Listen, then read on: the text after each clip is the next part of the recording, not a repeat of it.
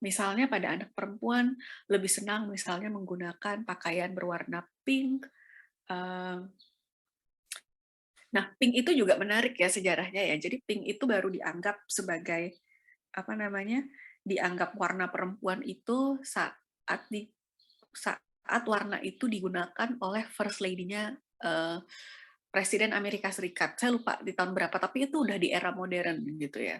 Jadi bukan sesuatu hal yang memang sudah hardwired sejak dulu gitu. Jadi mungkin one day gitu ya, bisa saja warna-warna lain seperti biru navy atau bahkan hitam itu diasosiasikan dengan uh, apa namanya feminitas kayak gitu. Nah, tadi ya anak perempuan mulai tertarik misalnya menggunakan atribut-atribut princess, sementara anak laki-laki lebih senang misalnya menggunakan atribut-atribut superhero, bermain yang kesannya rough and tumble atau yang menunjukkan maskulinitas seperti polisi atau truk atau mobil-mobilan. Padahal itu tadi gitu ya, tidak pernah ada konsensus atau tidak pernah ada uh, pernyataan secara spesifik bahwa mobil itu maskulin dan tidak feminin gitu, tapi somehow uh, apa pola itu, pattern itu terbentuk di masyarakat seperti itu. Nah, secara umum seks secara biologis dan identitas gender itu sesuai. Jadi seks secara biologis adalah tanda-tanda biologis yang mengindikasikan apakah individu itu perempuan atau laki-laki. Misalnya yang paling mendasar atau yang paling primer adalah kromosom. Kalau kromosom XX itu adalah perempuan, gitu ya. Sementara XY adalah laki-laki. Kromosom XX itu akan diasosiasikan dengan apa namanya karakteristik seksual primer seperti vagina, kemudian juga kelenjar mamae, dan juga sistem reproduksi berupa ovarium yang menghasilkan ovum ya atau sel telur. Sementara misalnya pada kromosom XY atau yang kita sebut laki-laki, misalnya untuk ciri karakteristik seksual primernya tentu saja adanya penis gitu ya dengan sistem reproduksi misalnya testis yang nanti akan sebagai apa namanya tempat memproduksi sperma seperti itu. Kemudian nanti diikuti dengan ciri seksual sekunder. Misalnya seperti pada perempuan, pinggul yang besar, pinggang yang kecil, suara yang lebih tinggi.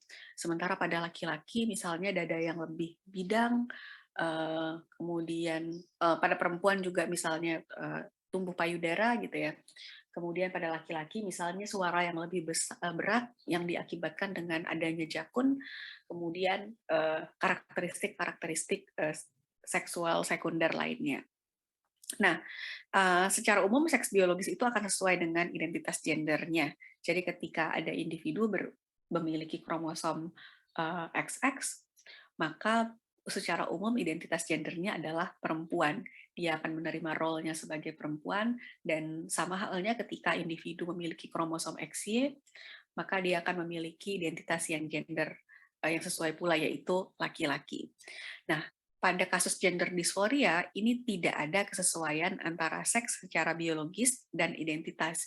Jadi adanya inkongruensi antara kedua hal ini, yang mana itu yang menyebabkan distres dan juga kehendayaan. Jadi titik berat dari gender dysphoria adalah distres dan kehendayaan atau impairment yang diakibatkan dari tidak sesuainya seks secara biologis dan identitas. Kalau dulu gitu ya, titik beratnya adalah ketika ada gangguan identitas gender ya, titik beratnya itu adalah ketidaksesuaian antara seks secara biologis dan identitas. Sementara kalau sekarang titik beratnya adalah distress dan impairment yang disebabkan oleh inkongruensi tersebut. Sehingga jika ada individu transgender yang memiliki identitas gender yang berbeda dengan assigned gendernya gitu ya, maka dia tidak boleh didiagnosis gender dysphoria ketika dia tidak mengalami distress dan kehendayaan. Berbeda dengan dulu gitu ya, kalau dulu key utamanya adalah ketika orang sudah memiliki identitas gender yang berbeda dengan assigned gendernya atau seks secara biologisnya, maka kita sudah dapat menyebutkan bahwa individu mengalami gangguan identitas gender. Seperti itu. Sampai di sini ada yang mau ditanyakan?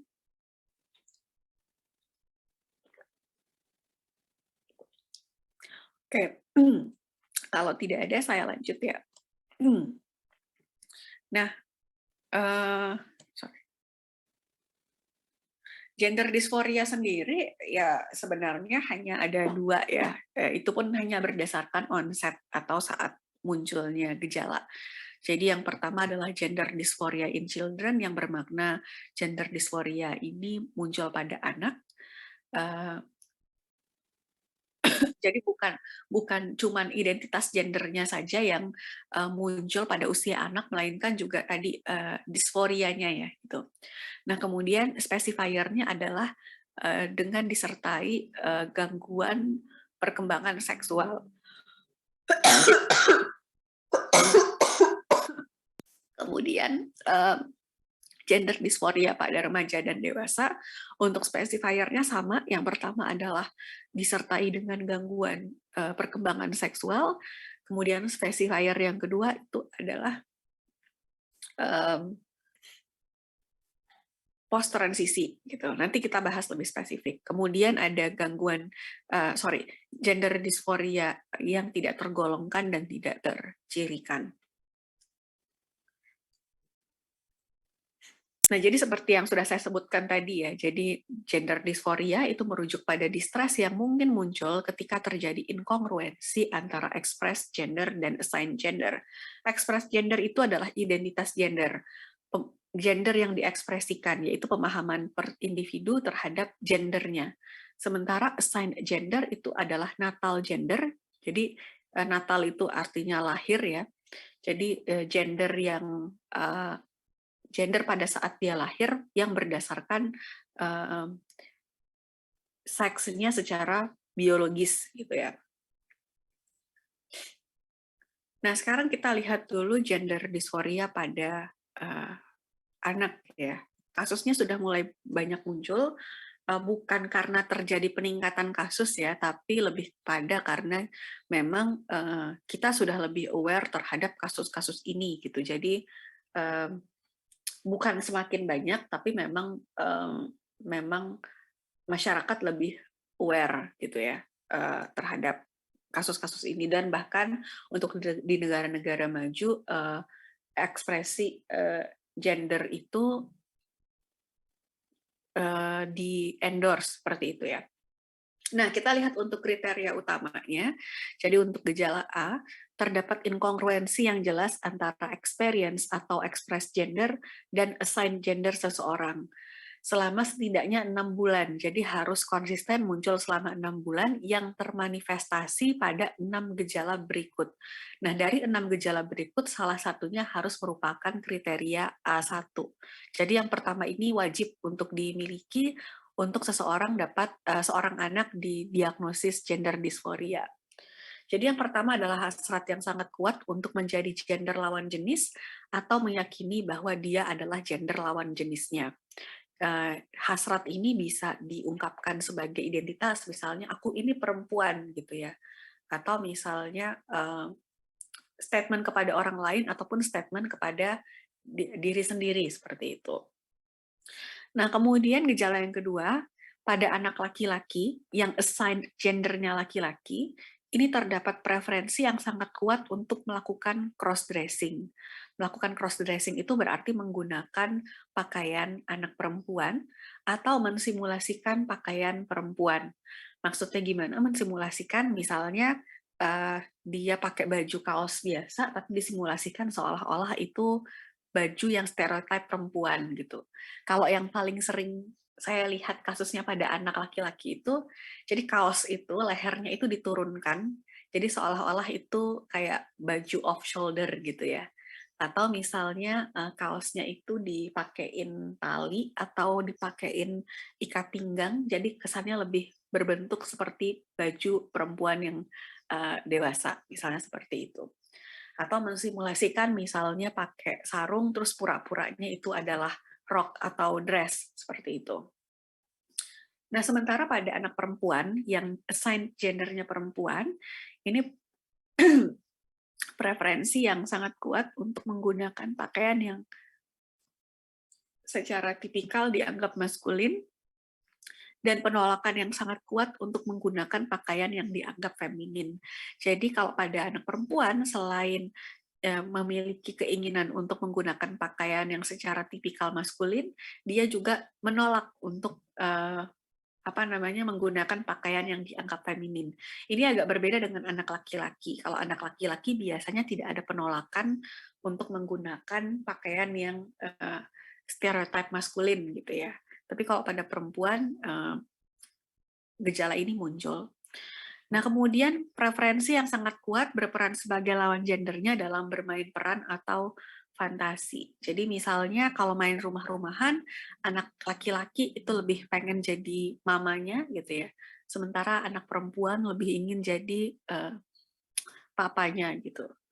Nah, saya nggak tahu kalau anak kecil sekarang gimana gitu ya, tapi waktu saya kecil dulu kalau kita main main pretend play gitu ya, itu waktu saya SD ya, ya sampai kelas 3 mungkin.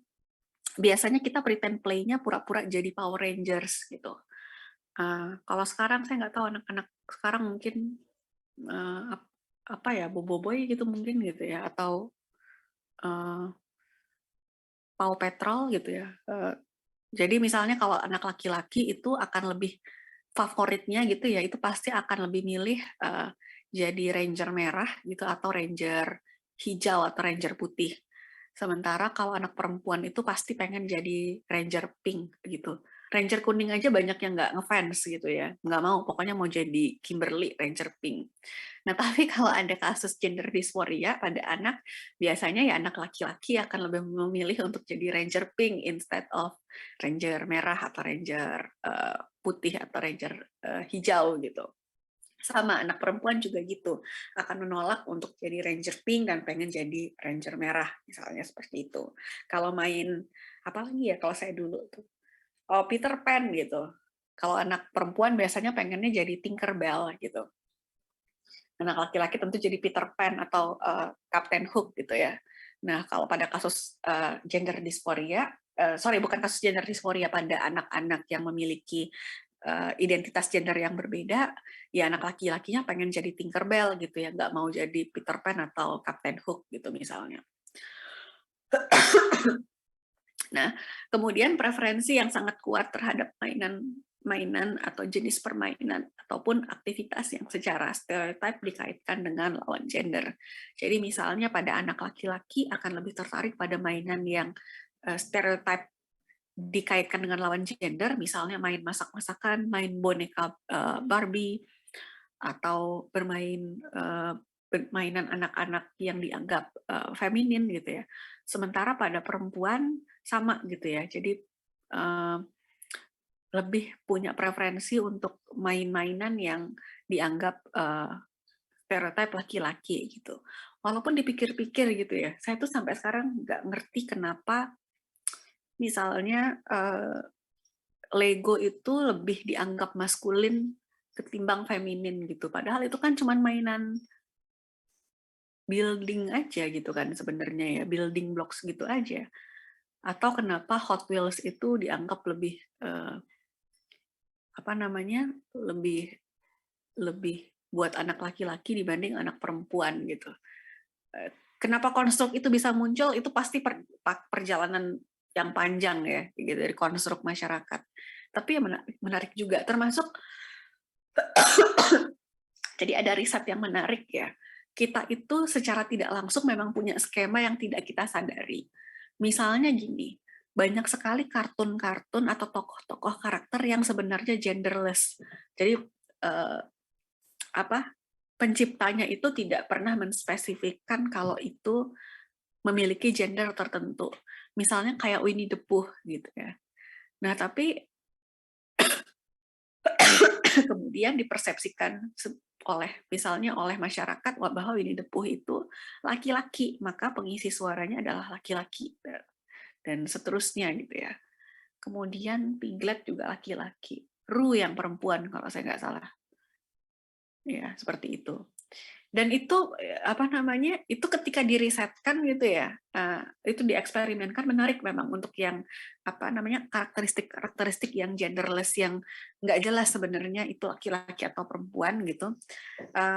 Partisipan itu punya konsensus yang sama, mana kartun yang laki-laki dan mana kartun yang perempuan, atau mana yang tokoh yang laki-laki, mana tokoh yang perempuan somehow gitu. Kemudian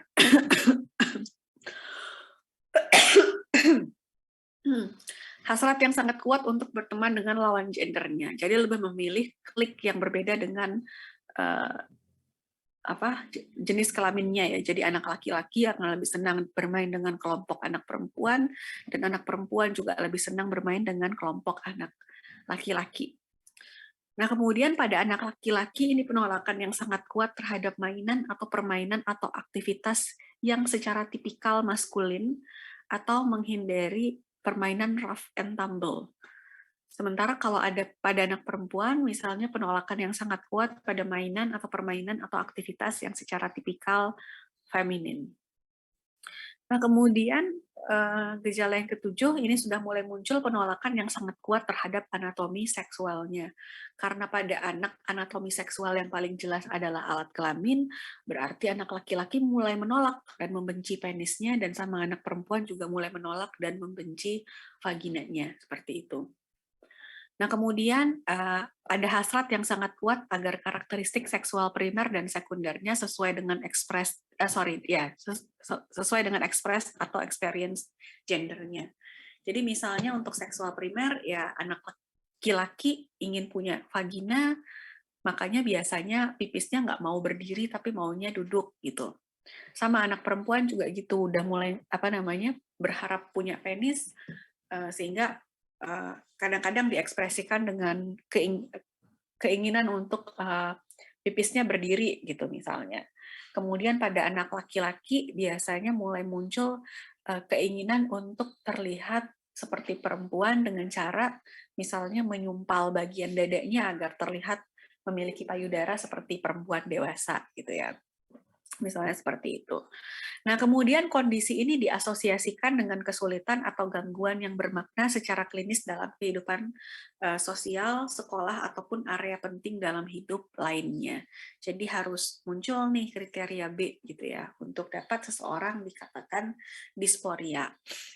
Nah, untuk spesifiernya ditentukan apakah individu tersebut itu juga mengalami gangguan perkembangan seksual. Gangguan perkembangan seksual itu contohnya seperti apa? Misalnya seperti yang dialami oleh si Aprilia Manganang gitu ya.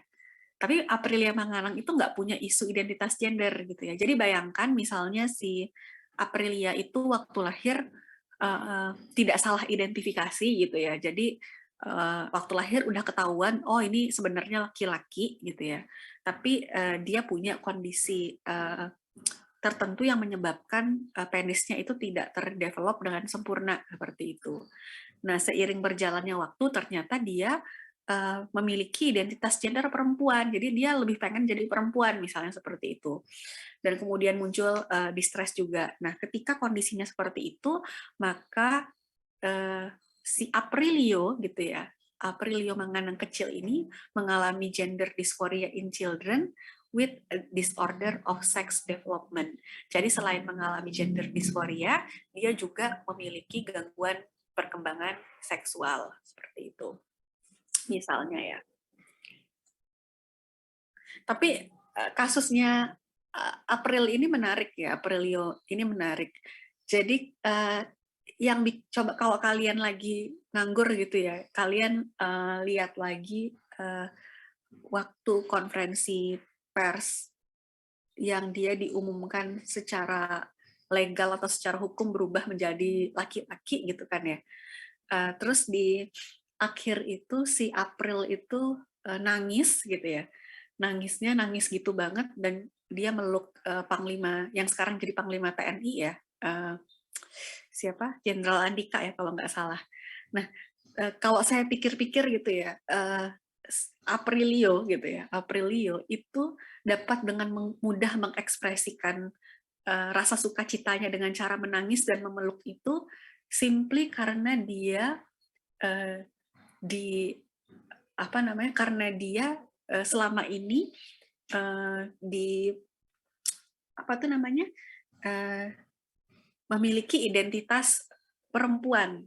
Jadi nggak masak. Jadi dia di secara situasi sosial gitu ya, dia memang diperbolehkan quote and quote gitu ya untuk mengekspresikan emosinya. Jadi dia dapat dengan mudah gitu ya, kayak perempuan pada umumnya aja kalau seneng nangis, terharu nangis, kemudian memeluk meluknya tuh ya masih kayak kayak perempuan gitu ya. Yang mungkin kalau itu terjadi pada laki-laki, orang yang dibesarkan dengan stereotip laki-laki itu mungkin akan lebih sungkan untuk melakukan atau mengekspresikan perasaan dengan cara seperti itu gitu. Jadi menarik memang kasusnya Aprilio ya sekarang ya gitu. Nah sekarang saya mau meminta kalian membandingkan ada 2 video gitu ya. Menurut kalian di antara video ini mana yang merupakan kasus gender dysphoria atau kasus terkait identitas gender, mana yang bukan, atau malah keduanya adalah kasus gender dysphoria atau kasus identitas gender ya. Jadi ini video yang pertama. We're back now with more on our special series on transgender kids. Last night, we introduced you to 5-year-old Jacob and his family. The response has been overwhelming. We've heard from so many of you on social media. Tonight, we meet a child a little bit older than Jacob, 8-year-old Melissa. Her story first received national attention because of a message from her grandfather. Our national correspondent, Kate Snow, continues her reporting. Can I this one? Yeah, you got it. 8-year-old Melissa Phillips and her grandpa spend a lot of time together. Just like this. She and her brothers call him Ji-chan, Japanese for grandfather. Back in February, he posted a photo of the two of them on Twitter. As a proud grandpa of a transgendered grandchild, I hope she can feel safe at school without fear of being bullied. What's that? The tweet got a lot of attention because Mike Honda isn't just a grandfather, he's a United States congressman. You have a very public job, member of Congress, and you can choose to keep some things private. Why did you decide to make this public? I think that there's a time when you have to determine when there's a good teaching moment, and I think that was one of them. Melissa's story begins with an ultrasound. That's when Michelle and Travis were told they were having a boy.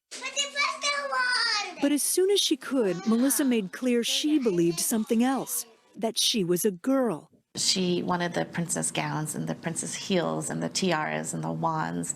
She had them all. But as years went by, they realized it was much more than dress up. It was how she saw herself.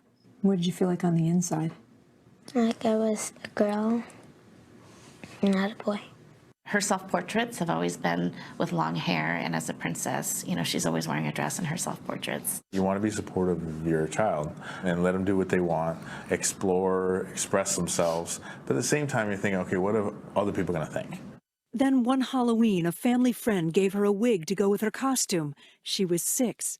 She put it on and saw her reflection in the sliding glass and then in the TV, and she just sat up straighter, and she started kind of posing and realizing, this matches. And that's kind of when I feel like she switched over. When you looked in the mirror, what did you see? I saw the person who I really was.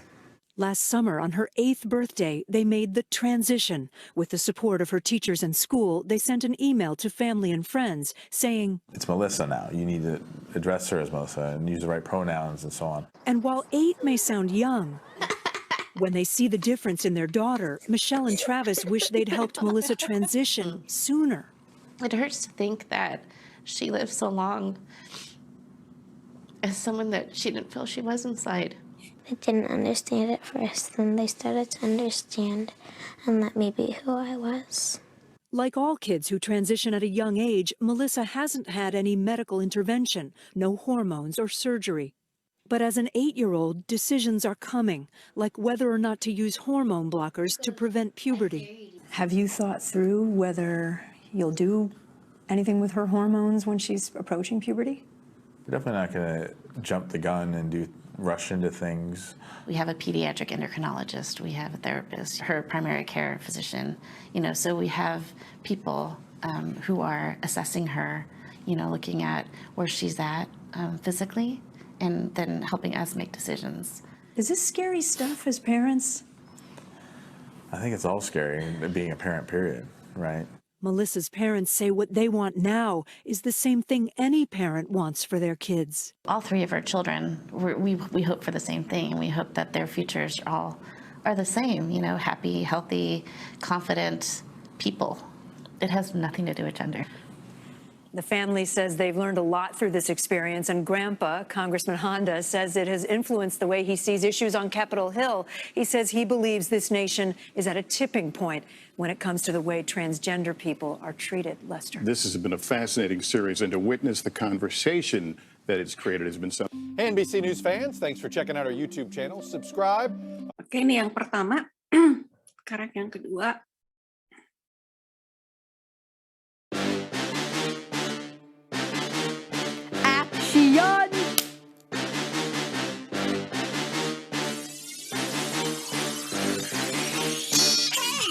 Hello, my name is Nemes. I am 9 years old, and I am a drag princess named Lactatia.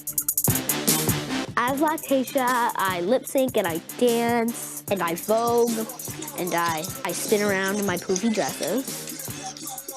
I just be nice and gracious to everyone. My interest in drag sparked when my sister, one day, she came into my room and said, oh my God, Emma told me that this is this RuPaul's Drag Race thing and we have to watch it right now. When I was like 1 year old, my sister had like given up her tutus, so I had some tutus. A lot of them didn't fit me, but I danced around. I was using this dress to compete in the first category at the House of Horror Vogue Ball. I won a trophy. It was amazing, and I completely served this dress. However, I did not win the battle round. Cora did. So last year I started taking voguing classes with Gerard X. Reyes. And I feel like that was really a big turning point because I really love voguing. Oh my God, voguing is like weirdly hard to explain. It's a lot about graciousness, a lot about flexibility, a lot about movement, a lot about lines, and a lot about majesticness.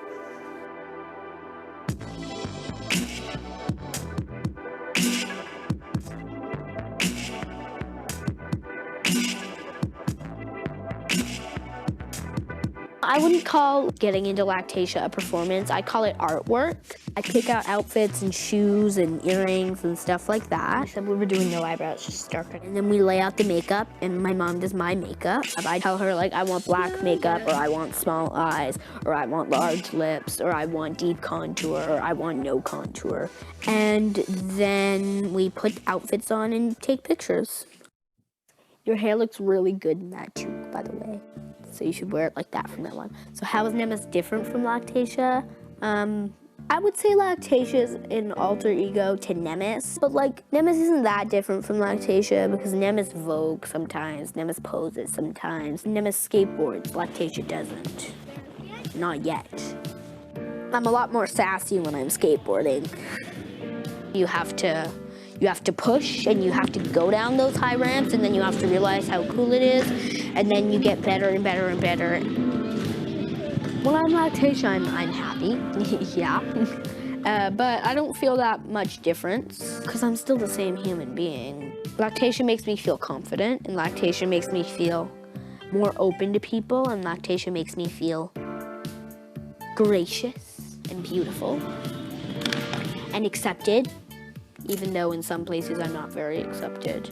I think that drag is about taking risks and pushing boundaries because people will think that you're going to wear something normal or people are gonna have an expectation of what you're gonna wear and you're gonna give them like something completely different. Drag is about surprising your audience. I don't see drag going out of style, so I think like I want to be a teacher that just dresses up in drag, and if people don't like it, then they're gonna have to deal with it. Cut. Oke, kira-kira beda dari keduanya, kedua anak ini apa? Ada yang ingin berpendapat atau memberikan ininya? Silakan. Saya izin berpendapat, Bu. Silakan. Suara saya terdengar ya? Terdengar. Oke, jadi dari video yang kami tonton tadi, saya menurut pendapat saya ini untuk video yang pertama dia itu mengalami gender dysphoria karena dia itu sebenarnya laki-laki tapi seperti mengidentifikasi dirinya itu seperti perempuan. Dia merasa lebih confident ketika menggunakan pakaian-pakaian perempuan, ketika menggunakan warna-warna yang diimplementasikan pada perempuan gitu. Nah, untuk video kedua itu dia tidak mengidentifikasi dirinya sebagai gender lainnya. Dalam artian sebenarnya dia ini laki-laki ya, Bu? Saya agak bingung soalnya. Iya. Ya, dia itu tapi memakai pakaian yang seperti perempuan, tapi dia tidak mengidentifikasi dirinya itu sebagai perempuan. Dia mengidentifikasikan siapa itu tadi namanya saya lupa. Itu sebagai Leticia kalau saya nggak salah. Nah, ya itu mengidentifikasi dia itu sebagai kayak alternya gitu. Jadi kepribadian lainnya, bukan dirinya. Dan dia pun merasa nyaman juga melakukan hal-hal yang dilakukan laki-laki, yang kebanyakan dilakukan laki-laki seperti melakukan skateboarding, kayak gitu-gitu. Kira-kira seperti itu. Terima kasih. Oke, thank you Pramesela. Yang lain ada yang ingin berpendapat? Barangkali? Ya, teman-teman yang biasanya full daring kan nggak pernah ya kita berinteraksi. Silakan. Nggak ada. Saya izin berpendapat, Ibu. Ya, silakan Mufi. Kurang lebih hampir sama seperti Pramesela. Untuk yang pertama, menurut saya anak tersebut mengalami gender dysphoria, sedangkan yang kedua anak tersebut mengagumi pakaian wanita tersebut sebagai art atau seni. Jadi dia bukan menganggap dirinya sebagai wanita gitu, Bu, atau sebagai anak perempuan. Hanya sebagai seni gitu ya, Bu. Menurut saya. Terima kasih. Thank you, Mufi. Ya, jadi konsep kita bicara konsep ya, bukan masalah apakah secara moral itu benar dan salah dulu gitu ya. Secara konsep gangguan mental memang dan untuk gender dysphoria itu yang utama adalah bagaimana dia mengidentifikasi gendernya. Selama misalnya berbeda dengan assigned gendernya, maka individu tersebut memiliki inkongruensi tersebut gitu ya. Bisa berupa tadi bukan hanya mengenai cara berpakaian, tapi juga ya identity gitu ya, bagaimana dia merefer dirinya. Nah, sementara untuk yang video kedua gitu ya, dia sendiri memang state ya kalau itu ya art gitu, itu bentuk personanya yang lain gitu, tanpa menunjukkan bahwa mengatakan bahwa dia adalah perempuan atau memiliki identitas sebagai perempuan. Nah, ini memang cukup kompleks ya, karena kalau anggap aja itu di Amerika ya, memang di negara-negara barat, di beberapa negara maju di Eropa dan juga di Amerika Serikat itu memang ada bentuk, anggaplah yang memang dianggap bentuk seni ya, yaitu drag queen itu. Bahasanya kita mungkin agak kasar gitu, bebancian gitu ya, yang memang itu adalah laki-laki yang berpakaian seperti perempuan, bahkan bukan seperti perempuan juga sih, memang punya apa ya, bajunya baju perempuan tapi dandanannya itu punya pakem sendiri lah gitu ya, yang kemudian itu dijadikan entertainment gitu. Nah, ini mungkin sama halnya dengan kalau kalian tahu penari tradisional Indonesia namanya Didik Nini Towo. Saya lupa dia udah meninggal atau belum ya. itu dia tidak pernah mengidentifikasikan dirinya sebagai perempuan. Kalau tidak sedang kondisi menari ya pakaiannya layaknya pria dewasa biasa gitu ya. Tapi kalau nari ya selalu pakai pakaian Jawa lengkap gitu. Dan pakaian penari Jawa perempuan lengkap gitu ya. Dan kalau dalam kehidupan sehari-hari saya pernah ya punya kesempatan satu acara dengan beliau gitu.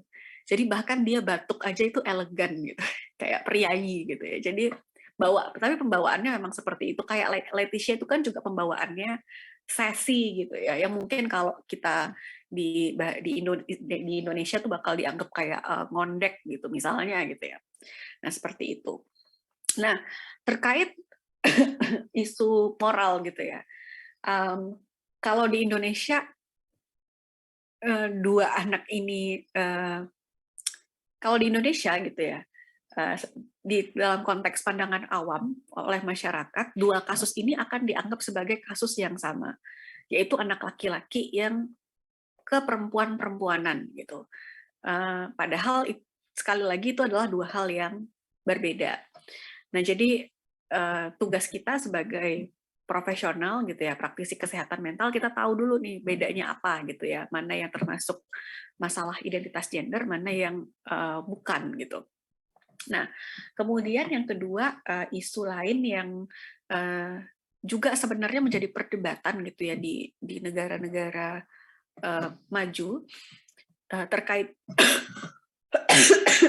transgender pada anak ini adalah sebenarnya seberapa cepat anak ini boleh mendapatkan treatment hormon. Tadi sempat dibahas ya di video yang pertama. Karena gini, semakin cepat anak mendapatkan treatment hormon, jadi misalnya yang laki-laki itu akan mendapatkan hormon, ya ampun kok saya lupa ya. Ya perempuan aja ya, misalnya perempuan itu akan mendapatkan testosteron dan lain sebagainya, sehingga itu akan menghambat pertumbuhan karakteristik seksual sekunder mereka. Jadi misalnya ketika itu dilakukan sebelum prapubertas, maka anak laki-laki yang assigned gendernya laki-laki itu tidak akan mengembangkan karakteristik seksual sekunder laki-laki, dan dia akan mulai mengembangkan karakteristik sekunder perempuan. Jadi secara penampilan fisik, dia akan lebih punya penampilan fisik yang lebih mirip dengan perempuan. Misalnya, kecuali yang tidak bisa dimanipulasi sama sekali itu adalah struktur tulang ya, itu nggak bisa. Suaranya itu akan tidak membesar dan tidak memberat gitu ya. Kemudian juga rambut-rambut halus itu di wajah itu tidak akan muncul, jadi relatif seperti perempuan gitu. Kemudian dada agak lebih sedikit membesar, walaupun nggak akan mungkin sama seperti perempuan ya, karena kan sebenarnya itu adalah kelenjar dan lemak gitu ya. Jadi tapi akan lebih sedikit bentuknya gitu ya, itu akan lebih sedikit feminin dan lebih mirip payudara perempuan dibandingkan laki-laki. Nah, sama halnya dengan perempuan. Ketika itu dilakukan, maka ciri seksual sekunder mereka, perempuannya itu akan tidak terhambat, dan mereka akan mengembangkan ciri seksual sekunder seperti laki-laki. Nah, akan tetapi, gitu ya, perdebatannya adalah anak ini belum dapat memutuskan prosedur sebesar ini dalam hidupnya di usia yang semuda itu gitu. Cuman ya itu tadi gitu ya, ketika orang tuh dilematis gitu ya, ketika itu tidak dilakukan sejak dini, maka dia tidak akan mempunyai karakteristik seksual sekunder yang dia inginkan kayak gitu. Sementara di sisi lain, yaitu tadi, wong anak kecil itu aja voting aja nggak boleh gitu ya, apalagi memutuskan misalnya kasus sebesar itu. Apalagi ada beberapa kasus dia sudah terapi hormon sejak dini, kemudian sudah melakukan gender reassignment ketika beranjak dewasa, kemudian ternyata menyesal gitu ya, jadi pengen revert, dan itu sudah tidak mungkin untuk dilakukan kalau sudah ada gender reassignment surgery. Nanti secara lebih spesifik kita bahas. Jadi dua itu yang menjadi isu utama gitu ya.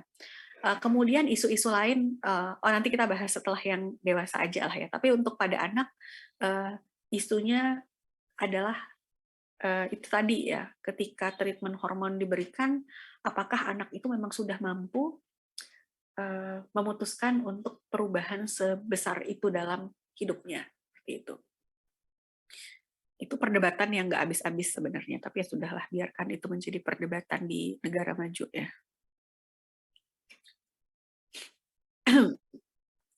Kalau di Indonesia sih kayaknya nggak. Di Indonesia tuh mungkin secara hukum sebenarnya, nantilah kita bahas ya. Nah, sekarang kita lihat untuk gender dysphoria pada remaja dan dewasa. Ini cirinya berbeda dengan anak karena apa? Karena pengekspresian gendernya itu juga berbeda antara tahap perkembangan pada masa anak dan pada masa remaja atau dewasa, seperti itu ya.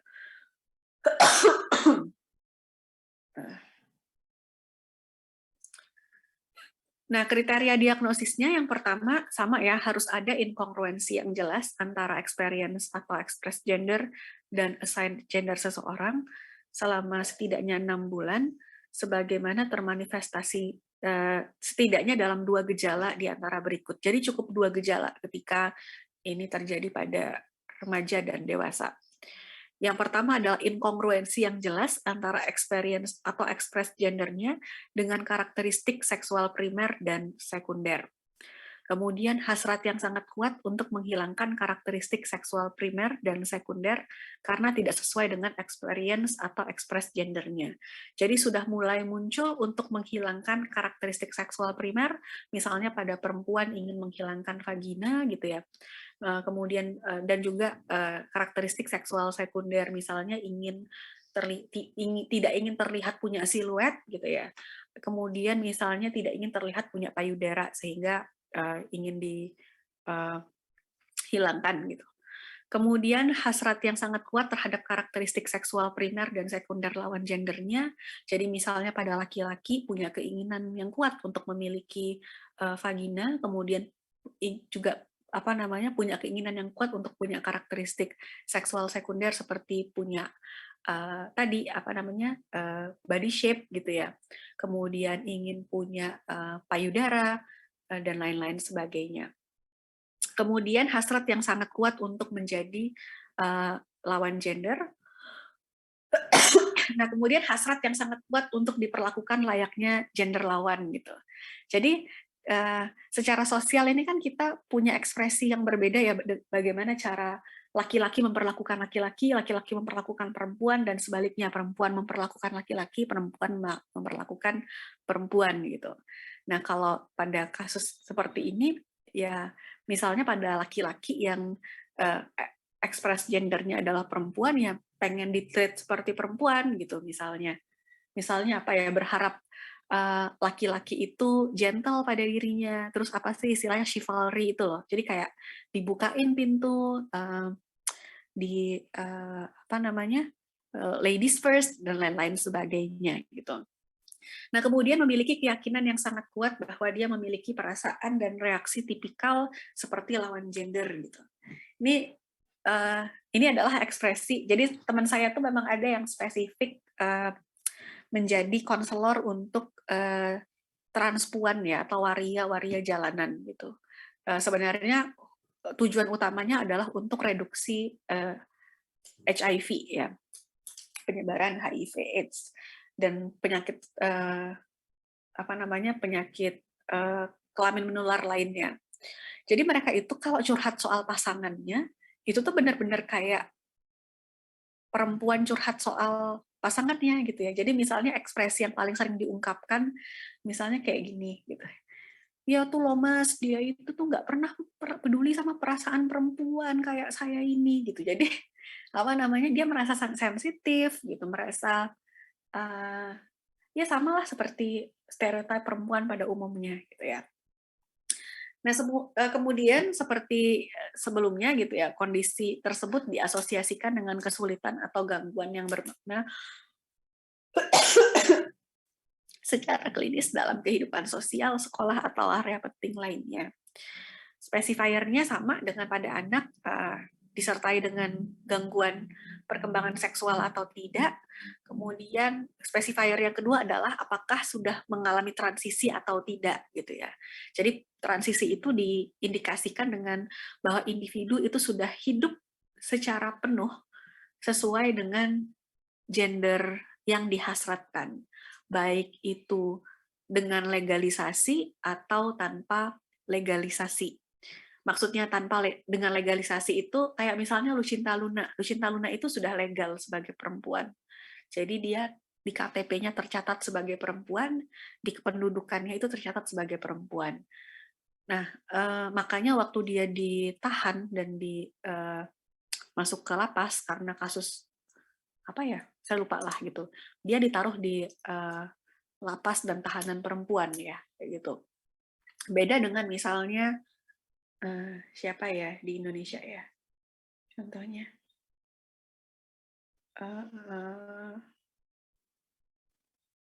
siapa tuh kayaknya saudaranya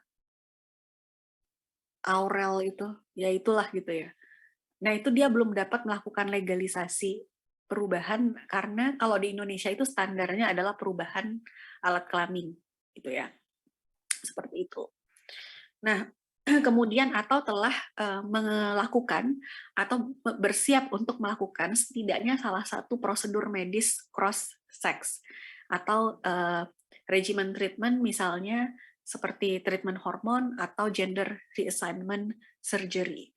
Jadi gender reassignment surgery itu yang mengubah dari vagina ke penis atau penis ke vagina, termasuk juga misalnya kalau pada perempuan itu misalnya payudaranya itu dioperasi sehingga tidak berbentuk payudara perempuan lagi gitu ya. Kemudian pada laki-laki misalnya implan payudara seperti itu. Tapi yang paling utama untuk gender reassignment surgery adalah perubahan alat kelamin ya. Walaupun ini juga sebenarnya menarik. Karena apa? Karena alat kelaminnya itu tidak punya fungsi apapun selain bentuk dan sebagai saluran kemih aja gitu. Yang jelas, satu, mereka tidak punya fungsi seksual, dalam artian individu itu tidak akan pernah mendapatkan kepuasan seksual dengan alat kelamin barunya gitu ya.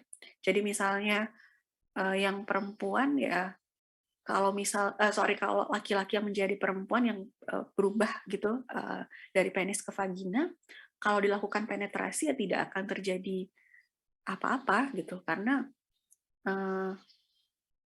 memang tidak akan muncul misalnya kepuasan atau rasa nyaman yang dihasilkan atau yang dirasakan pada perempuan pada umumnya yang memang memiliki vagina misalnya seperti itu. Nah, pada perempuan yang juga berubah gitu ya, menjadi laki-laki kemudian punya penis, ya penisnya juga nggak punya fungsi apapun karena nggak punya pembuluh darah gitu ya di bagian penisnya, sehingga tidak akan mungkin muncul ereksi seperti itu. Kalau nggak bisa ereksi juga tidak dapat digunakan untuk penetrasi seperti itu. Jadi ya sebenarnya nggak ada fungsi seksual gitu ya, selain bentuk gitu. Dan juga tentu tidak ada fungsi reproduksi ya. Jadi tetap aja misalnya penisnya tidak akan pernah menghasilkan berarti testisnya ya tidak akan pernah menghasilkan sperma, dan sama gitu ya pada perempuan juga dia tidak akan mungkin punya ovarium dan juga sel telur seperti itu.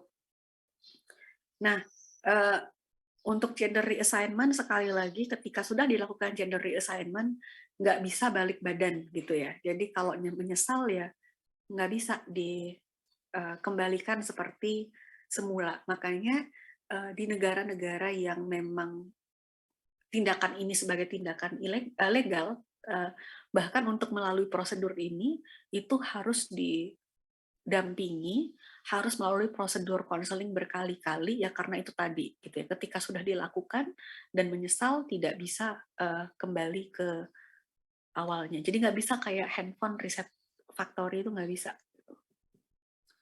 Nah ini untuk patterns-nya, ini agak nggak penting sih, cuman ya udah patterns dari female to male gender dysphoria, male to female gender dysphoria androphilic type, kemudian male to female gender dysphoria autogynephilic type.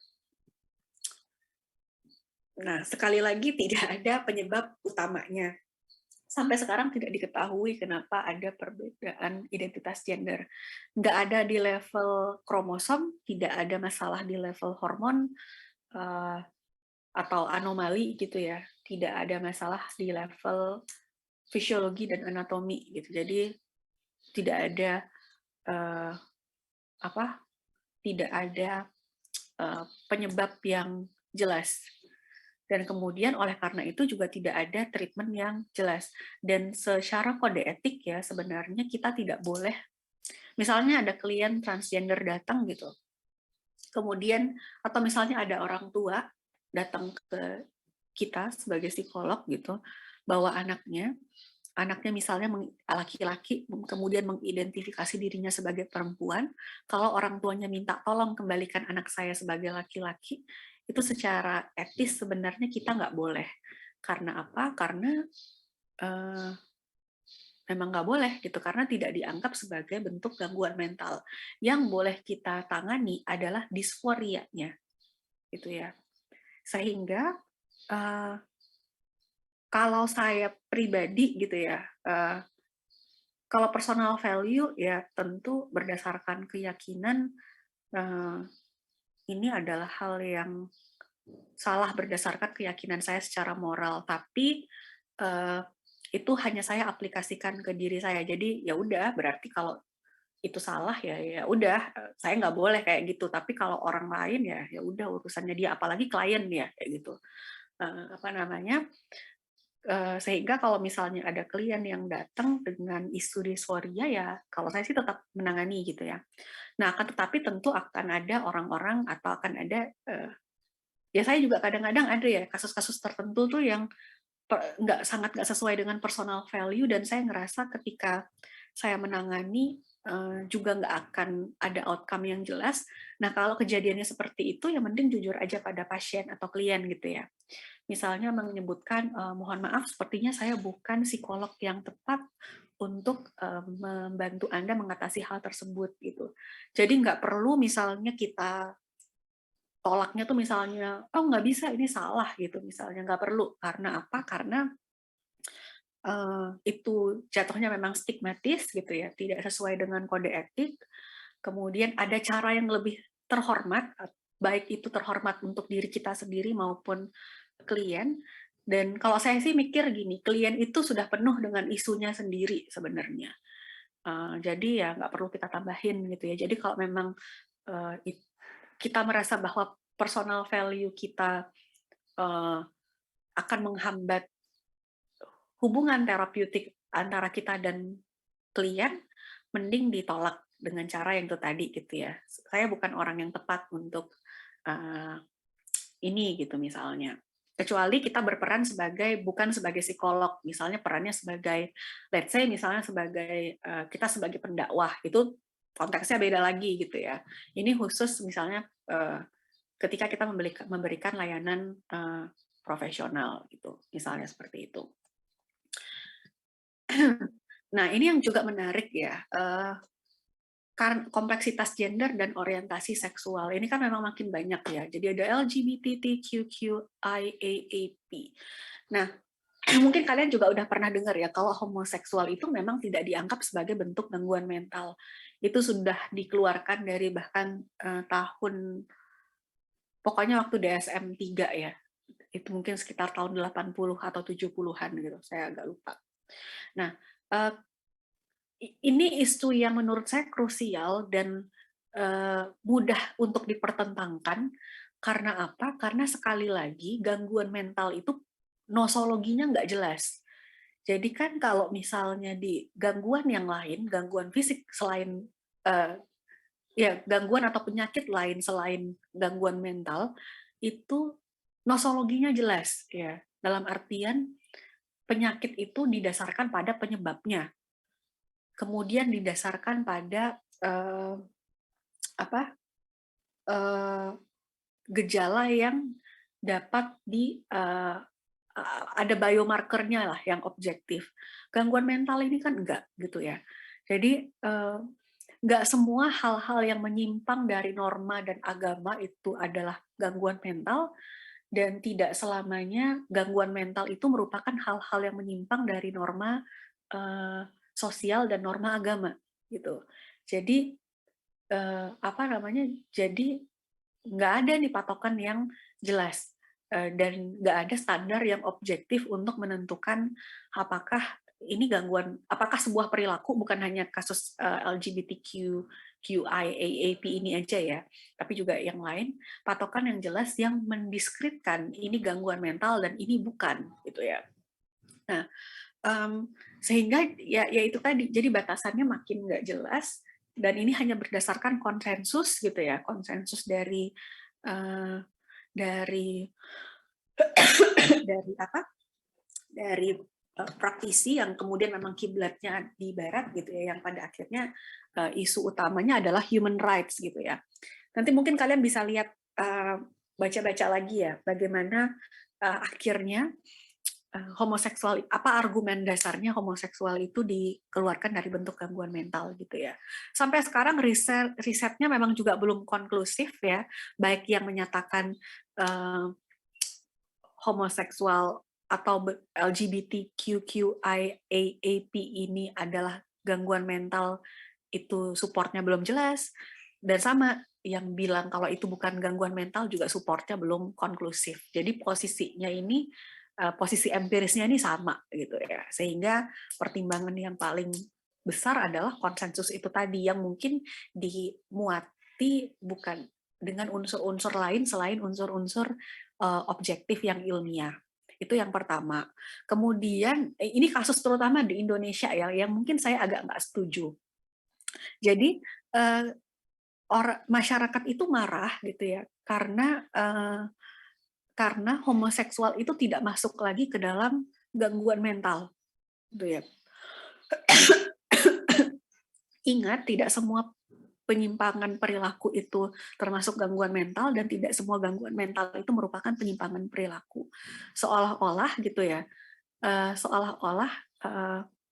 jadi gini, yang ya udah, kalau secara agama atau konsep moral atau konsep kultural itu salah, ya itu akan tetap salah. Jadi tidak perlu ada legitimasi bahwa itu masuk ke dalam gangguan mental gitu loh. Ngerti nggak sih maksud saya? Kayak ya udah sih, kalau memang di gangguan mental tidak dianggap sebagai penyakit, tapi itu dianggap salah dalam konteks yang lain, ya silakan aja. Jadi nggak perlu misalnya memaksa gitu ya, memaksa homoseksual atau LGBTQIAAP ini masuk ke dalam gangguan mental untuk memperkuat bahwa itu adalah sesuatu yang salah secara norma. Karena apa? Karena nanti dampaknya ke gangguan-gangguan yang lain gitu. Kayak misalnya gangguan depresi. Jadi kan gangguan mental itu bukan tampungan sesuatu hal yang negatif secara moral gitu ya. Misalnya kayak gangguan depresi. Kalau dia disamakan dengan konteks penyimpangan perilaku seperti LGBTQIAAP ini, tentu kasihan gitu. Atau misalnya Alzheimer, atau misalnya ADHD dan lain-lain sebagainya gitu ya. Jadi ya udah, maksudnya ini adalah jalur yang berbeda gitu. Sampai kapanpun misalnya di beberapa agama ini adalah sesuatu hal yang salah. Nggak perlu legitimasi dalam konteks gangguan mental. Itu yang kedua. Nah, yang ketiga ini yang sepertinya belum dipikirkan oleh praktisi ya. Kalau secara personal saya masih menganggap bahwa ini adalah bentuk, harusnya tetap dipertimbangkan sebagai bentuk gangguan mental tanpa perlu untuk mendiskreditkan individu gitu. Nah, sekali lagi ini tuh kan karena seolah-olah gangguan mental itu adalah hal-hal yang negatif, sehingga ketika LGBTQIAAP ini dianggap sebagai gangguan mental, maka seolah-olah individu itu less as a human gitu ya. Padahal kalau mau kita posisikan sama dengan gangguan penyakit yang lain, misalnya yang berkaitan dengan kesehatan seksual atau reproduksi ya, misalnya perempuan infertil gitu, tidak dapat hamil atau tidak punya ovarium, yaitu kan tidak membuat dia less than a human gitu, tidak membuat dia berkurang keperempuanannya sebenarnya, atau sama halnya dengan laki-laki. Jadi ini tuh memang karena dasar dari kenapa ini nggak dimasukkan ke dalam gangguan mental itu lebih pada isu-isu yang sifatnya ketakutan stigmatis, ketakutan dianggap sebagai less human kayak gitu ya. Itu menurut saya pribadi gitu. Kemudian ya pada akhirnya jadinya batasannya makin nggak jelas gitu karena terkait gender ya. Misalnya sekarang yang menarik itu adalah yang mulai baru dipikirkan misalnya banyak sekali laki-laki yang bertransisi menjadi perempuan itu pengen compete di olahraga perempuan kayak gitu. Padahal secara struktur biologis kenapa pada dasarnya laki-laki dan perempuan itu punya cabang yang berbeda dalam olahraga ya simply karena laki-laki punya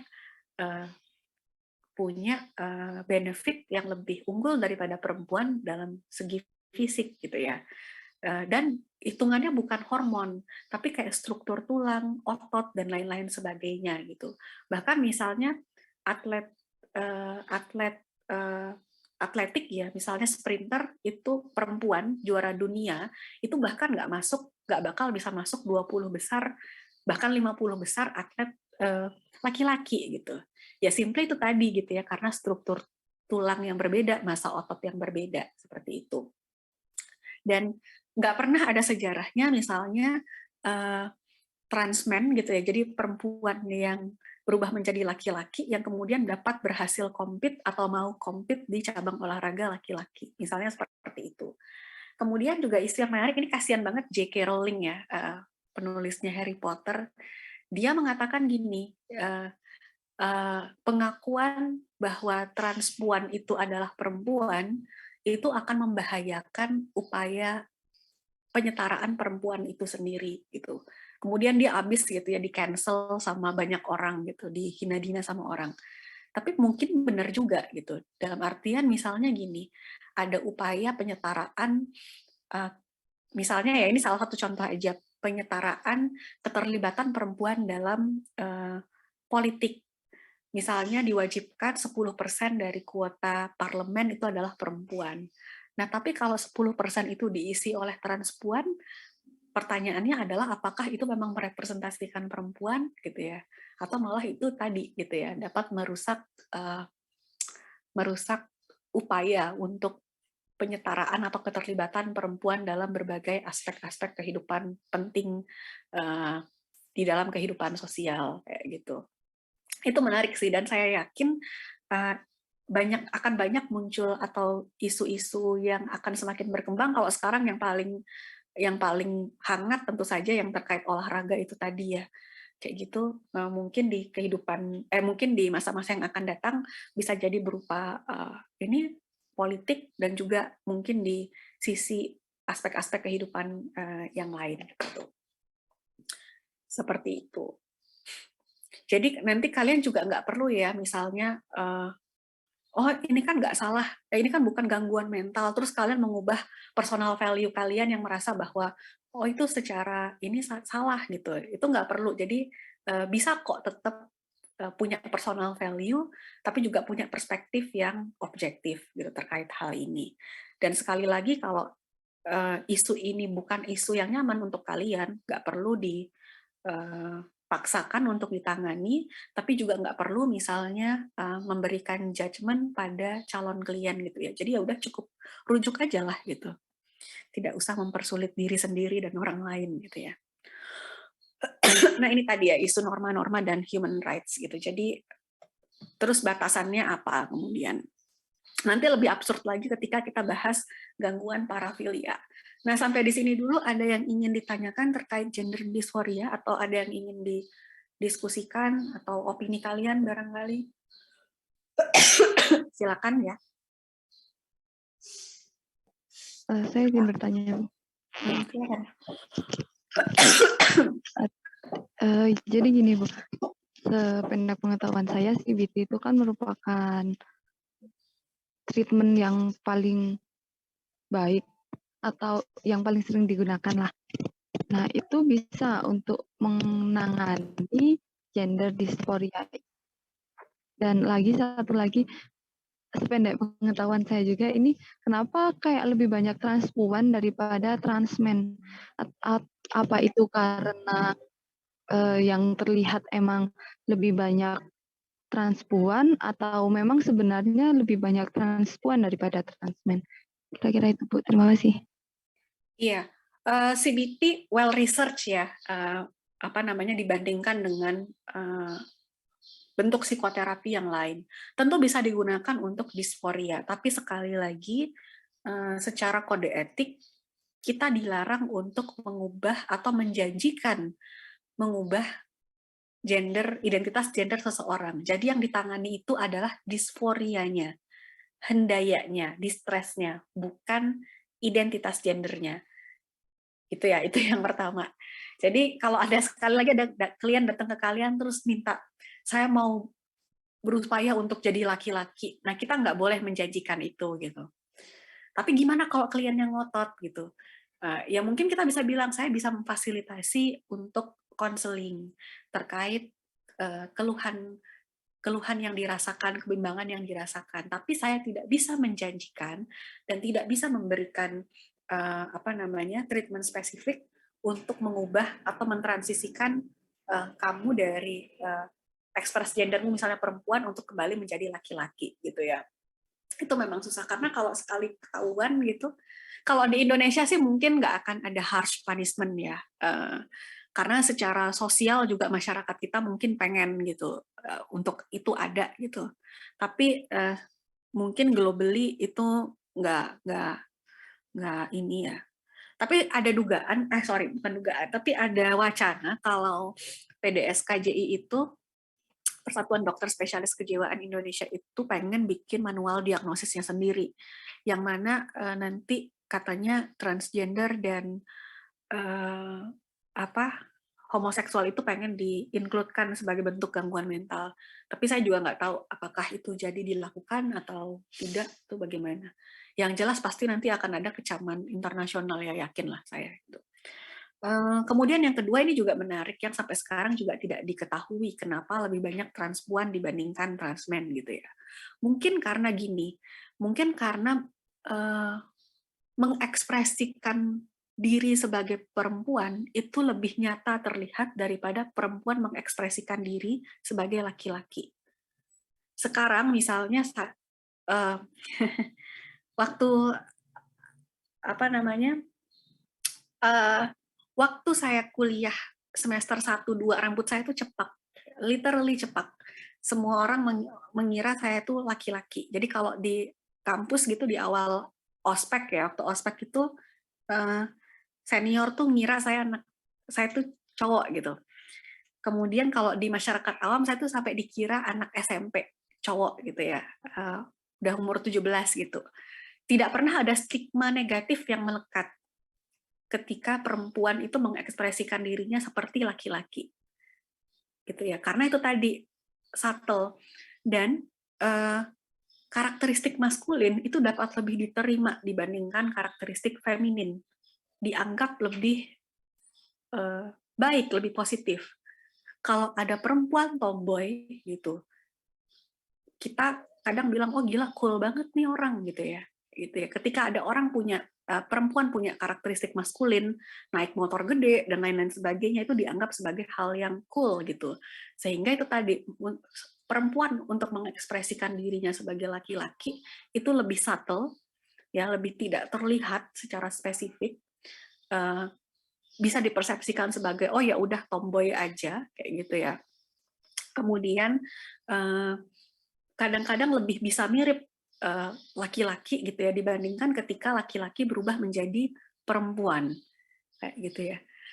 Kalau kalian perhatikan kenapa ekspresi transpuan itu beda gitu ya, karena mereka berupaya untuk jadi punya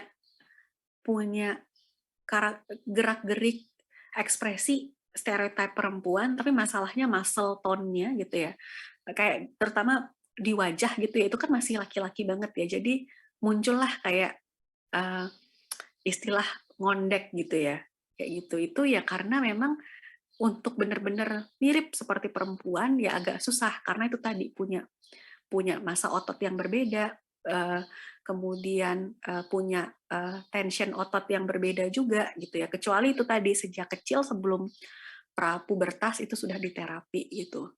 Jadi mungkin alasannya itu salah satu alasan ya. Tapi memang jumlahnya lebih signifikan banyak. Saya juga nggak tahu kenapa gitu.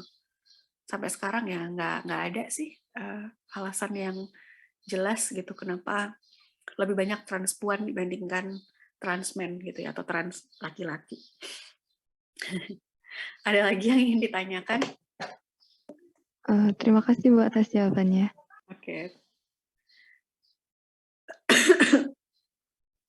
Oke, sekarang kita ke gangguan parafilia ya.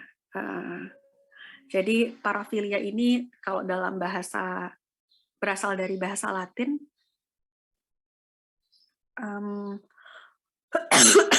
para itu artinya beyond ya. Di sini diartikan sebagai sebagai di luar kelaziman, sementara filia itu adalah cinta. Nah, jadi di sini gini ya. Jadi individu atau manusia gitu ya, itu punya cara yang lazim dalam mendapatkan hasrat dan kepuasan seksual.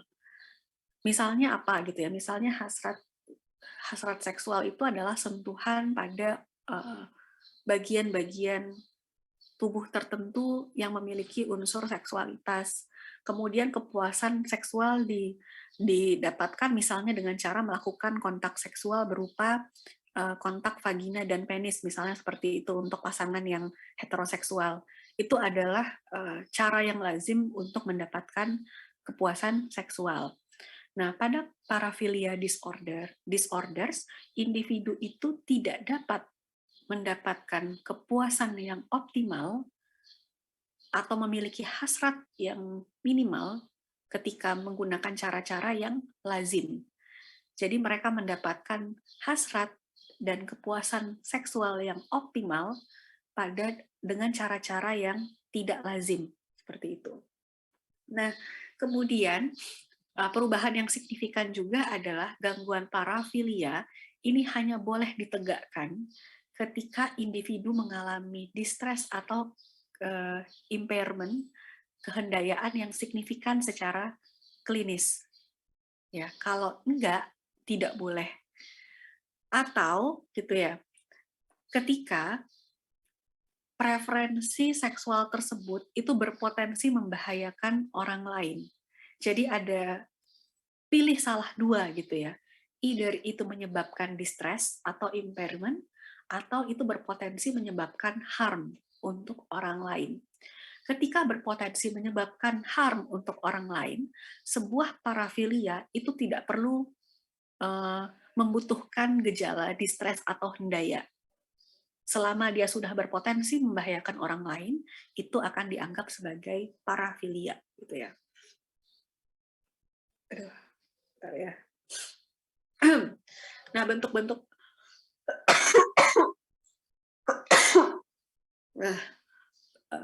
bentuk-bentuk parafilia misalnya voyeurism. Jadi voyeurism ini kondisi di mana seseorang memiliki preferensi yang tinggi untuk mendapatkan kepuasan seksual dengan cara melihat orang lain yang sedang tanpa busana atau sedang melakukan hubungan seksual. Biasanya ketika orang tersebut tidak menyadarinya, gitu ya. Kemudian yang berikutnya adalah exhibitionistic, gitu. Ini pasti kalian sudah familiar ya. Jadi preferensi yang tinggi dan berulang untuk mendapatkan kepuasan seksual dengan memamerkan alat kelaminnya kepada orang yang tidak dikenal, yang tidak menginginkannya, kadang kepada seorang anak. Jadi, orang-orang yang mengalami eksibisionis itu tidak akan mendapatkan kepuasan seksual dengan cara yang lazim. Ya, dia dapatnya malah dengan cara seperti ini, gitu ya. Makanya, biasanya memang kalau eksibisionis ini hampir sebagian besar laki-laki ya. Korbannya biasanya perempuan atau anak gitu. Nah, makanya kalau nanti kalian perempuan jadi korban eksibisionis, upayakan banget gak usah teriak gitu kalau ketemu, karena atau menunjukkan ketakutan, karena itu mereka malah pengen kita takut, karena ini tadi loh ada kepada orang yang tidak dikenal, yang tidak menginginkannya gitu ya. Jadi kalau kita biasa aja gitu, malah dia tidak akan mendapatkan kepuasan yang dia harapkan, seperti itu. Kemudian Freudoristic disorder,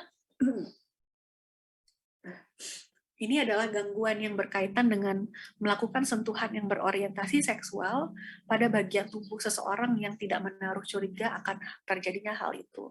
Misalnya menggesekkan alat kelaminnya ke badan seseorang, kayak gitu ya, dan lain-lain sebagainya.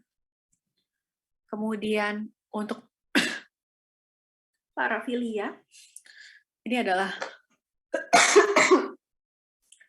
bentuk parafilia yang lain, sexual masochism disorders. Jadi masokisme seksual ini merupakan preferensi yang kuat untuk mendapatkan atau meningkatkan kepuasan seksual dengan menjadikan diri sendiri sebagai subjek rasa sakit atau kondisi dipermalukan. Misalnya dimaki, atau dipermalukan dengan cara yang lain, seperti itu ya. Kemudian ada specifiernya, ini adalah dengan asphyxiofilia, yaitu rasa sakit yang ditimbulkan dari restriksi pernafasan gitu ya. Jadi misalnya dicekik atau misalnya ditutup saluran pernafasannya dengan cara yang lain. Nah, kemudian masochism ini biasanya kompatibel dengan sexual sadism disorder. Kalau yang ini kebalikannya. Sadisme seksual ini preferensi yang kuat untuk mendapatkan atau meningkatkan kepuasan seksual dengan menimbulkan rasa sakit atau penderitaan psikologis, misalnya seperti mempermalukan orang lain, seperti itu ya. Nah, ingat bahwa bedakan antara gangguan dengan variasi hubungan seksual ya, atau fantasi hubungan seksual. Jadi sejak dulu novelnya namanya 50 Shades of Grey yang kemudian jadi film, yang ternyata itu tuh fan fictionnya Twilight kalau nggak salah gitu ya. Dulu dinobatkan sebagai pornografiknya nenek-nenek gitu, karena emang cringy gitu ya. Kemudian muncullah bukan gerakan sih, jadi semakin mengendorse sebuah preferensi atau sebuah variasi dalam hubungan seksual, yaitu BDSM ya. Jadi yang bentuknya ya itu tadi mengandung unsur-unsur kekerasan atau mendapatkan kekerasan. Nah, bedakan antara gangguan dengan orang-orang yang menjadikan itu sebagai variasi saja. Pada orang-orang yang mengalami gangguan, kepuasan seksual tidak dapat didapatkan selain dengan cara ini, gitu ya. Kemudian ketika dia tidak mendapatkan dengan cara ini, maka akan dapat menimbulkan distres yang signifikan. Beda sekali lagi dengan orang-orang yang memang hobi aja atau menggunakan itu sebagai bentuk variasi, ya. Jadi tidak selamanya perbuatan masokisme, perbuatan sadisme dalam hubungan seksual itu merupakan gangguan.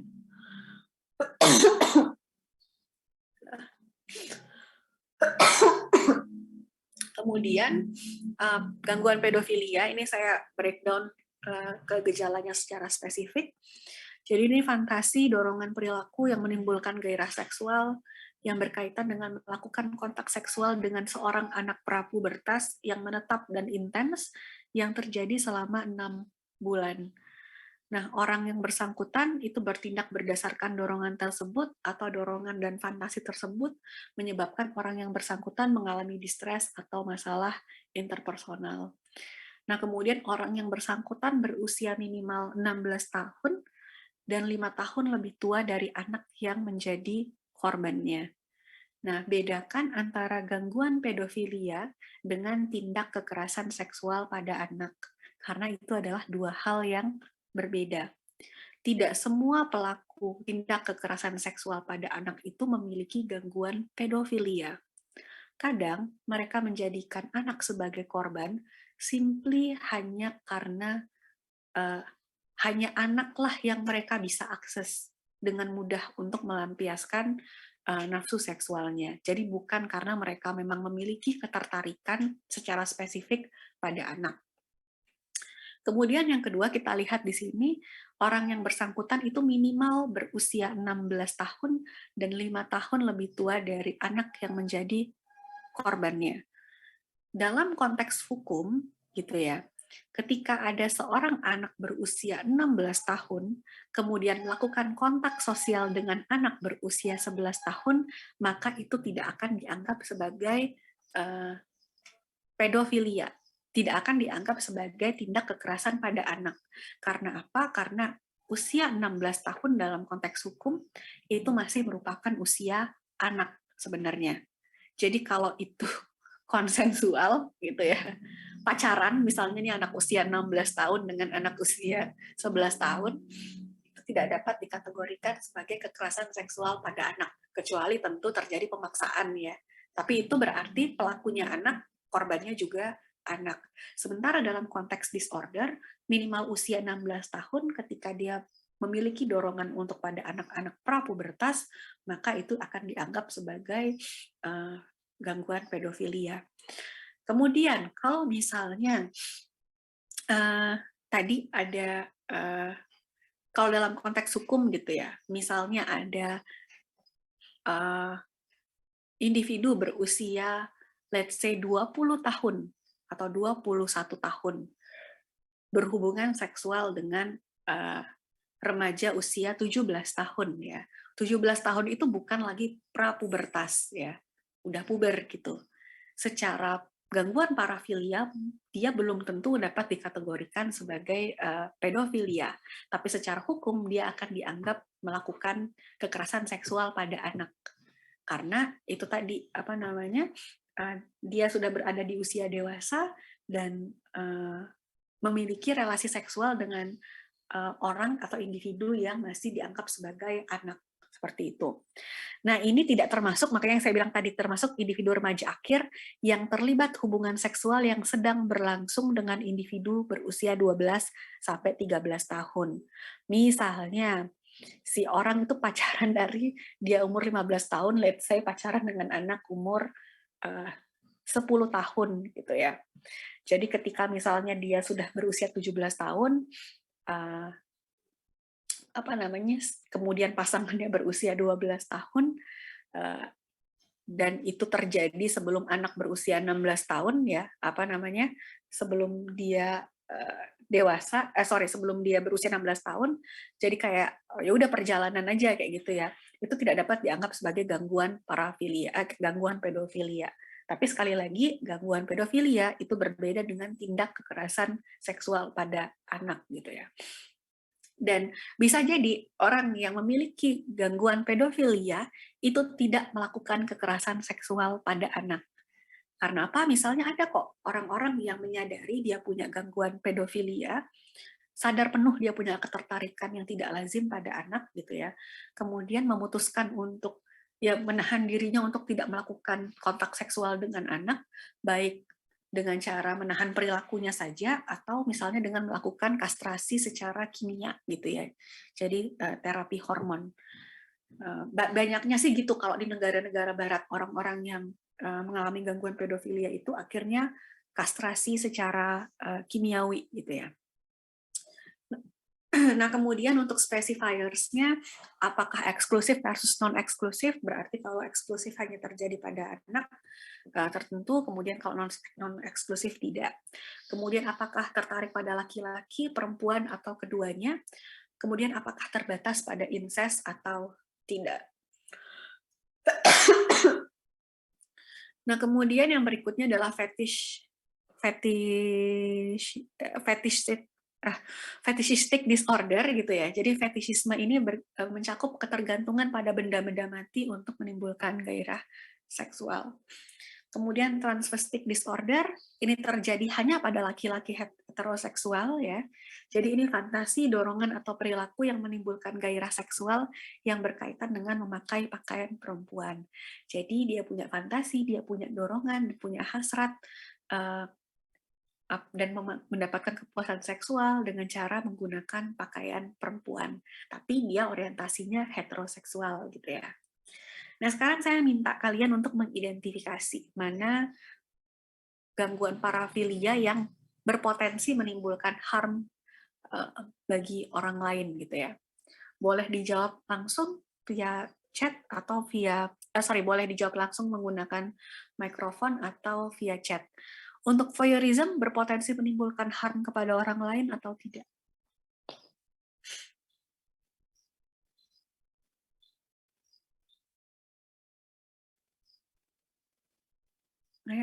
Voyeurism berpotensi menimbulkan harm pada orang lain atau tidak?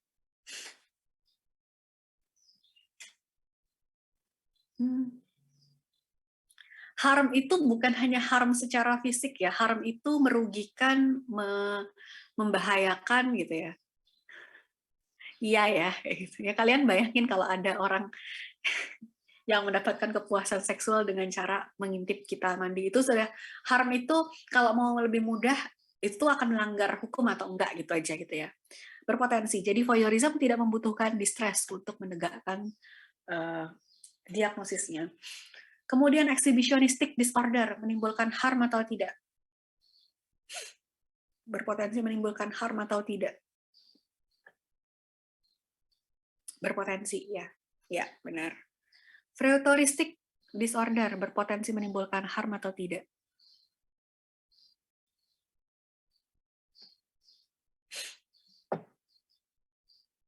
Ya.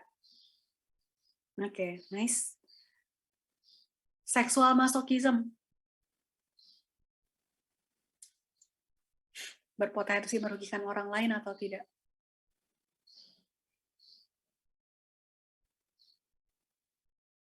Ya. Tidak ya, mostly tidak gitu. Sexual sadism disorder berpotensi berpotensi ya, jelas kayak gitu.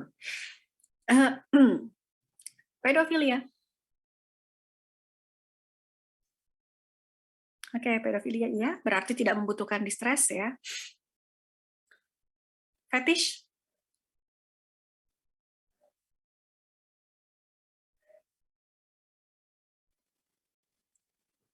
Ya, fetish.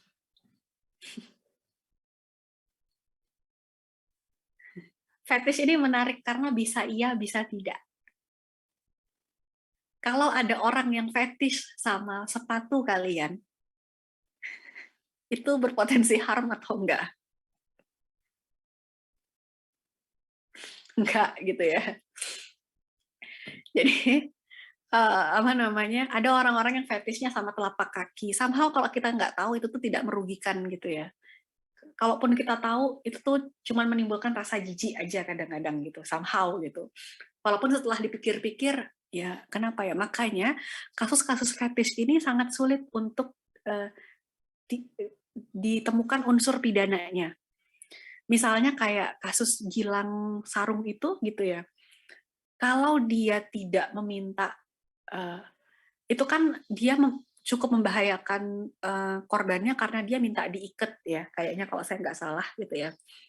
Let's say dia cuma nyuruh korbannya pakai sarung aja, mungkin itu nggak akan ada unsur pidananya gitu ya. Jadi unsur pidananya lebih ke itu. Tapi misalnya ini kasus yang terjadi di Malang ya, mungkin 2 tahun lalu, kasus yang saya tangani gitu. Fetishnya fetish mukena. Jadi ada orang gitu ya, hire model gitu untuk jualan mukena katanya, tapi ternyata enggak gitu ya. Jadi ternyata ada satu grup namanya fetish mukena. Dilaporkanlah sama ke polisi gitu. Tapi ya nggak ada unsur pidananya terkait seksualitas gitu. Jadi ya udah kayak gitu ya. Jadi ini memang susah gitu ya untuk menemukan unsur merugikan orang lainnya gitu. Jadi hanya pada kasus-kasus tertentu. Sehingga nih misalnya nih ya, misalnya saya jatuh cinta pada kursi, saya punya ketertarikan seksual pada kursi sofa saya lah spesifik gitu ya.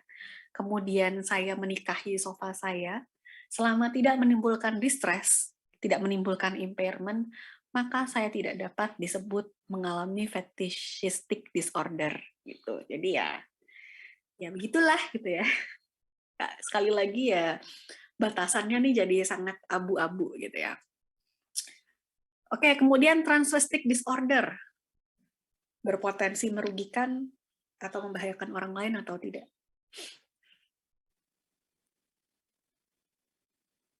Enggak gitu ya.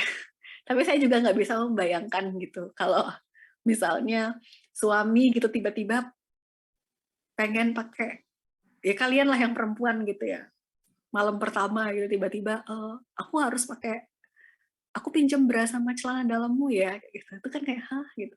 Berpotensi menimbulkan konflik rumah tangga iya, tapi kalau merugikan, berpotensi menimbulkan harm tidak gitu ya. Nah, sama halnya dengan gender dysphoria, memang belum ada riset yang konklusif mengenai penyebab utama dari gangguan parafilia. Tapi diduga kontribusi utamanya adalah banyak faktor ya, terutama misalnya paparan terhadap stimulus seksual yang tidak sehat di usia yang relatif muda, bisa berupa trauma seksual, bisa berupa paparan-paparan material-material yang memiliki konten atau muatan seksual seperti itu ya. Seperti itu. Nah, makanya ya salah satu bahaya menonton film porno itu sebenarnya selain memang secara merusak networking neurotransmitter, literally memang bikin bodoh gitu ya. Masalah utamanya adalah ketika itu menjadi pengalaman seksual pertama, individu akan mengembangkan ekspektasi yang tidak lazim dan tidak realistis terhadap relasi seksual sebenarnya kayak gitu ya. Makanya kita perhatikan banyak sekali anak-anak di usia yang relatif muda, SD, SMP gitu ya, yang kemudian aktif secara seksual, yang kemudian mengembangkan aktivitas seksual yang sangat-sangat tidak sehat dan tidak lazim. Karena apa? Karena paparannya itu tadi gitu ya. Makanya memang harus ada pendidikan seksual yang formal yang sesuai dengan usia atau tahap perkembangan anak. Sehingga tadi pengalaman pertama anak terkait pengetahuan seksual itu memang didasarkan pada sekali lagi pengetahuan yang objektif yang memang dibutuhkan dan berkaitan dengan usia atau tahap perkembangan anak seperti itu. Nah, sebelum kita ke gangguan yang terakhir, ini ada bentuk gangguan parafilia ya. Jadi misalnya telepon skatologia itu berarti menggunakan telepon, nekrofilia itu dengan mayat. Ini baru ada kejadian ya. Jadi orangnya baru dikuburkan, perempuan, terus digali kuburannya hanya untuk diperkosa seperti itu. Terus ini di Twitter kalian baca aja, terus banyak sekali cerita-cerita yang kemudian banyak orang-orang yang akhirnya mengembangkan nekrofilia gitu ya. Parsialisme kalau saya nggak salah bagian tubuh, zoofilia dengan binatang, bedakan dengan perilaku-perilaku tidak wajar ya, kayak misalnya punya sebenarnya lazim, tapi kemudian karena nggak punya akses terhadap partner seksual, kemudian melakukannya dengan binatang. Kalau saya nggak salah 2 minggu lalu, seminggu lalu gitu ya, di India ada kejadian 4 orang laki-laki perkosa biawak gitu tuh, nggak masuk akal rasanya gitu ya. Kemudian koprofilia itu feses yang berkaitan dengan feses. Jadi misalnya bisa dalam bentuk mengeluarkan feses pada saat berhubungan seksual kayak gitu ya. Kemudian kalau klismafilia ini berkaitan dengan enema. Enema itu memasukkan cairan melalui anus gitu ya. Kemudian kalau urofilia itu berkaitan dengan urin. Kemudian kalau stigmatofilia itu berkaitan dengan piercing, tato atau luka atau scars seperti itu. Dan banyak sekali bentuk-bentuk parafilia yang lain ya, kayak anime, kemudian ya banyaklah yang lain, atau objek-objek, semua objek bisa dijadikan parafilia gitu ya. Oke, ada yang ingin ditanyakan atau dikomentari atau punya opini terkait parafilia sebelum kita masuk ke gangguan yang terakhir? Mungkin saya izin bertanya, Bu. Ya, silakan. Tadi yang berkaitan dengan eksibisionistik itu kan kata Bu Ratih, misal kami para perempuan itu jadi korban dari gangguan itu, kemudian diusahakan jangan teriak gitu kan. Nah, misal ini si pelaku ini melakukan beberapa kali gitu dan si korban ini karena tahu kalau nggak boleh teriak karena itu akan menyebabkan dia lebih senang gitu dan akan lebih merangsang hasrat seksualnya itu, apakah nantinya ketika kami tidak teriak, beberapa kali itu terjadi dan kayak, tidak pernah terjadi gitu gimana ya, beberapa kali tidak terjadi ketika si pelaku melakukan itu, apakah gangguan itu nantinya bisa tereduksi sendiri gitu, Bu? Bisa hilang atau berkurang lah, seperti itu. Enggak Terima sih. kasih, Bu. Enggak sih. Jadi ya memang Jadi keterusan gitu? pasti perlu penanganan khusus ya, karena ya pasti dia akan berupaya untuk melampiaskan dengan korban yang berbeda kayak gitu. Jadi apa namanya? Ya itu hanya untuk sebenarnya bukan teriak ya, kalau minta bantuan mungkin nggak masalah, tapi apa ya? Yang menunjukkan kalau kita tuh takut gitu. Jadi dulu tuh teman saya ada yang hebat banget gitu ya. Jadi dia dia jadi korban eksibisionis, terus dia gini, halah kecil gitu aja dipamerin gitu. Terus pelakunya tuh kaget gitu dan apa namanya, malah pelakunya yang kabur gitu. Padahal teman saya itu udah ndredeg gitu ya. Jadi kadang memang butuh butuh keberanian ya untuk berhadapan dengan orang-orang seperti itu. Nah, sekali lagi apakah bisa tereduksi dengan sendirinya? Tidak gitu. Tapi apakah individu akan berpikir ulang untuk melakukannya di depan umum? Itu mungkin saja gitu ya. Tapi untuk hasrat dan gairahnya akan tetap sama gitu. Jadi dia tetap akan membutuhkan apa namanya penanganan yang lain untuk mereduksi hasrat dan dorongannya kayak gitu. Itu sih. Oh, berarti misal ya, Bu, ini, naudzubillah, terjadi Jangan. juga misal jadi korban kayak gitu, kita tuh sebisa mungkin tidak menunjukkan ketakutan kita, bukan hanya berupa teriakan, tapi kayak ekspresi wajah dan lain-lain gitu ya, Bu? Iya, Pokoknya jadi dia menunjukkan kayak kita berani itulah. kayak ya udah slow aja kayak alah sebenarnya kayak ya udah gitu. Itu sih. Nah, Baik, Bu, terima kasih atas jawabannya. oke. Mudah-mudahan nggak ketemu ya karena itu cukup traumatik sebenarnya. Oke, ada lagi yang ingin ditanyakan? Kalau tidak kita ke yang terakhir ya, yaitu disfungsi seksual. Sesuai dengan namanya, berarti di sini ada masalah dalam keberfungsian seksual.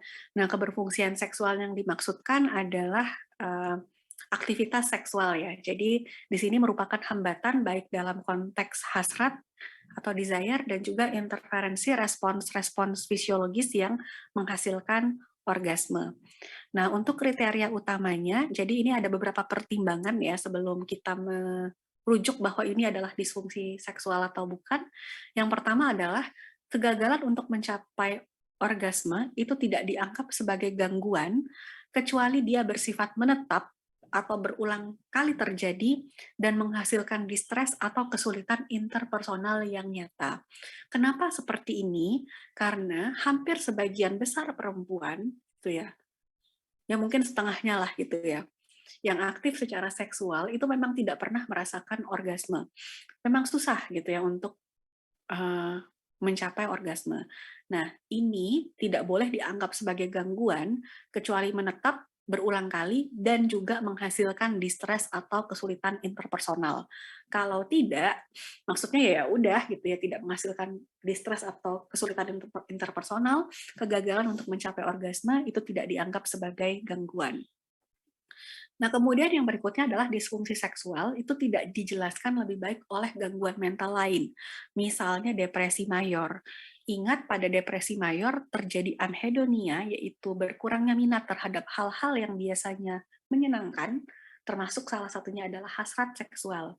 Sehingga ketika individu mengalami depresi mayor yang kemudian manifestasinya adalah berkurangnya minat atau hasrat seksual, kita tidak boleh mengatribusikan itu sebagai disfungsi seksual, melainkan mengatribusikan itu sebagai gejala, bagian dari gejala depresi. Termasuk juga nanti bentuk gangguan mental yang lain. Nah, kemudian ini juga tidak boleh merupakan akibat langsung dari substance, chemical substance ya.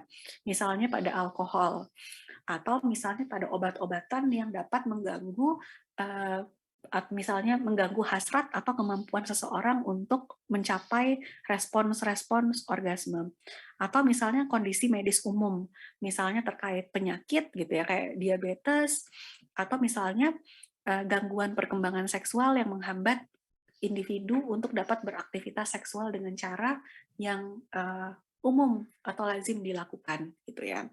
Kalau misalnya ada kelainan anatomi dan fisiologis, maka maka kegagalan untuk beraktivitas seksual itu tidak boleh diatribusikan sebagai disfungsi seksual. Nah, untuk memahami disfungsi seksual, kita lihat dulu sebenarnya fase-fase dalam aktivitas siklus respon seksual dari manusia gitu ya.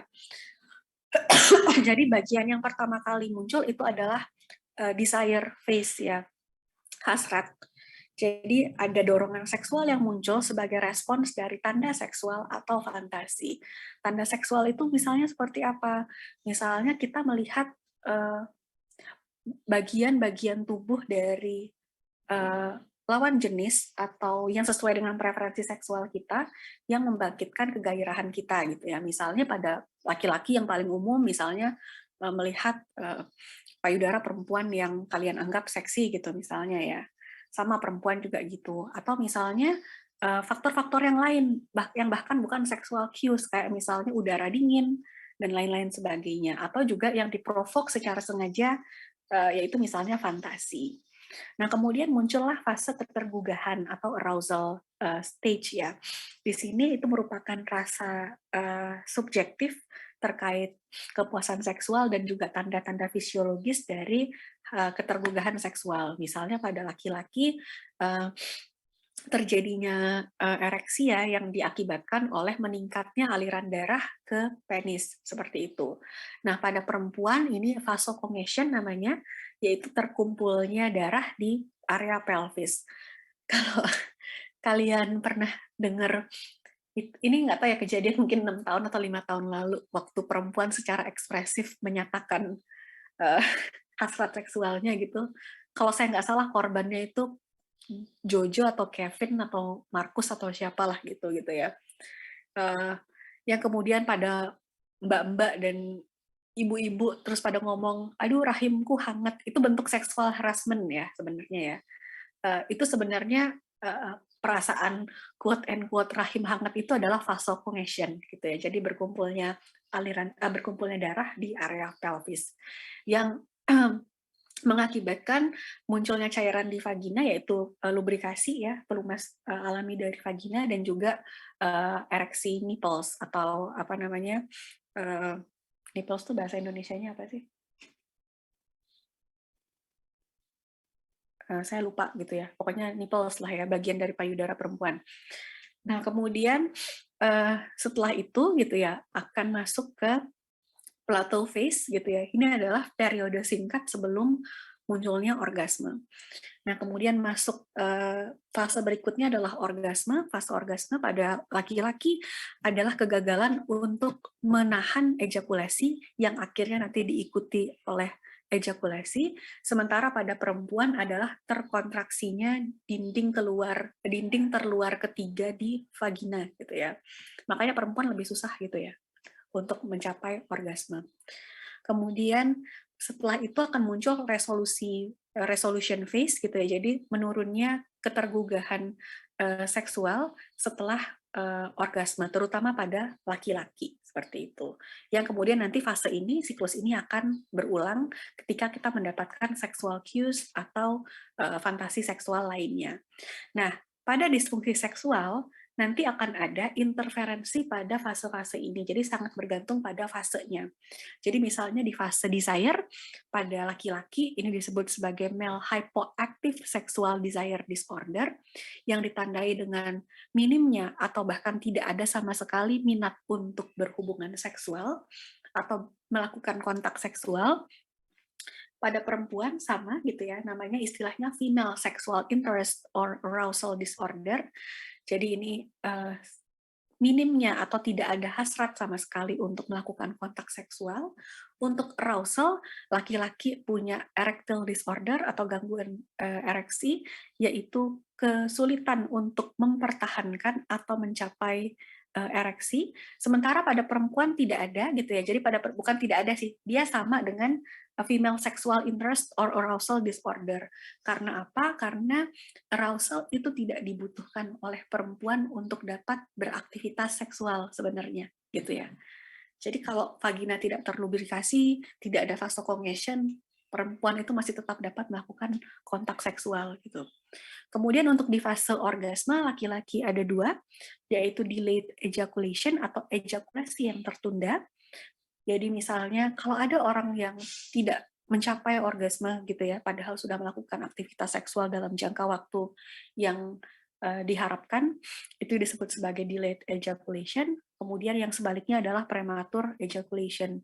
Jadi terjadinya ejakulasi pada saat yang belum diharapkan, seperti itu. Nah, kemudian pada perempuan ini adalah female orgasmic disorder.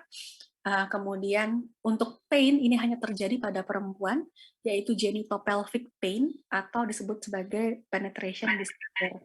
Jadi gangguan rasa nyeri yang diakibatkan penetrasi benda asing ya, bisa nanti berupa penis atau benda asing yang lain. Ini berupa rasa nyeri, rasa cemas, kemudian rasa tegang yang nanti diasosiasikan dengan aktivitas seksual, kemudian juga munculnya vaginismus, yaitu spasme otot yang mengakibatkan lubang vagina itu tertutup yang akhirnya mengganggu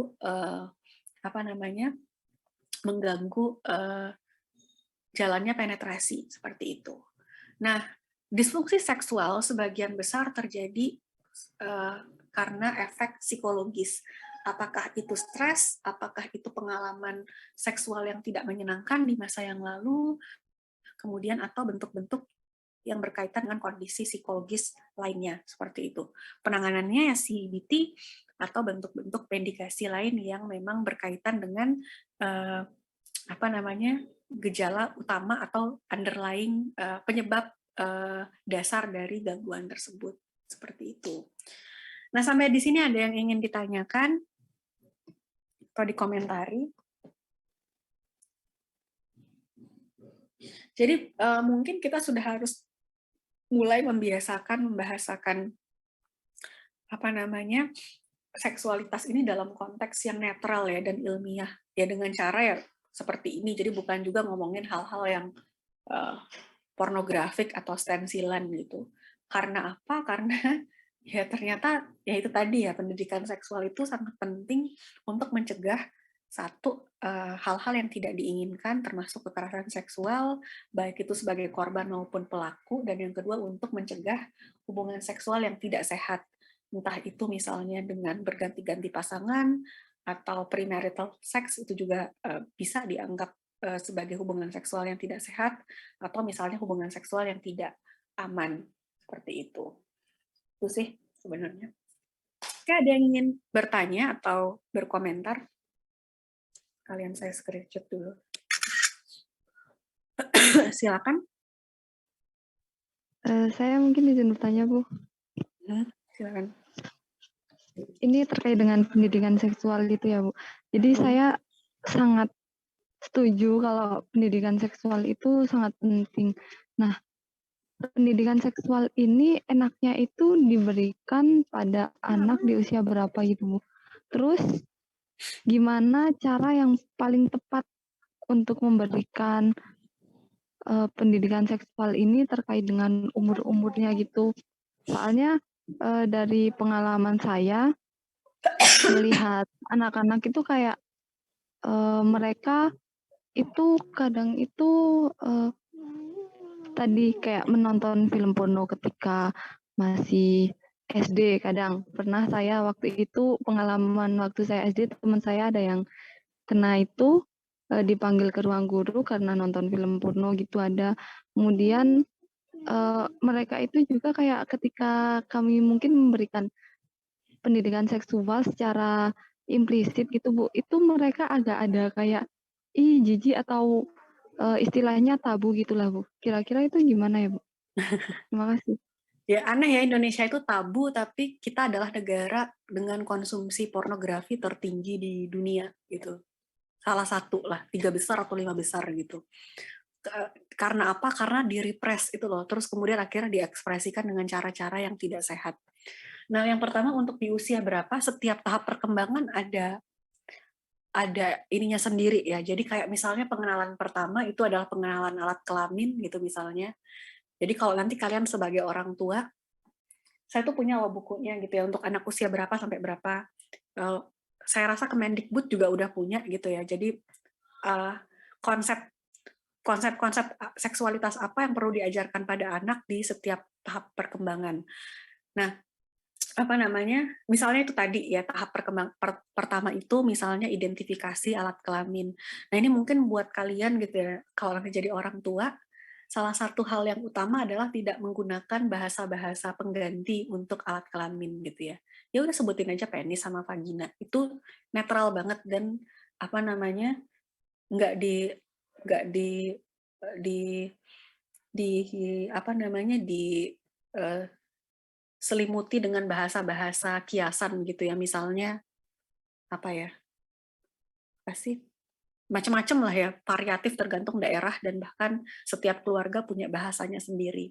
Karena apa? Karena kita melihat itu sebagai bagian dari anatomi gitu ya. Nggak pernah kan ada makian yang kayak, dasar lu vagina gitu kan nggak ada ya, atau dasar lu penis itu kan nggak ada. Simply karena itu sifatnya memang netral gitu ya. That's it, itu adalah bagian dari tubuh individu. Kemudian ya nanti setiap tahap perkembangan itu akan ada ya mana yang perlu diajarkan, mana yang tidak.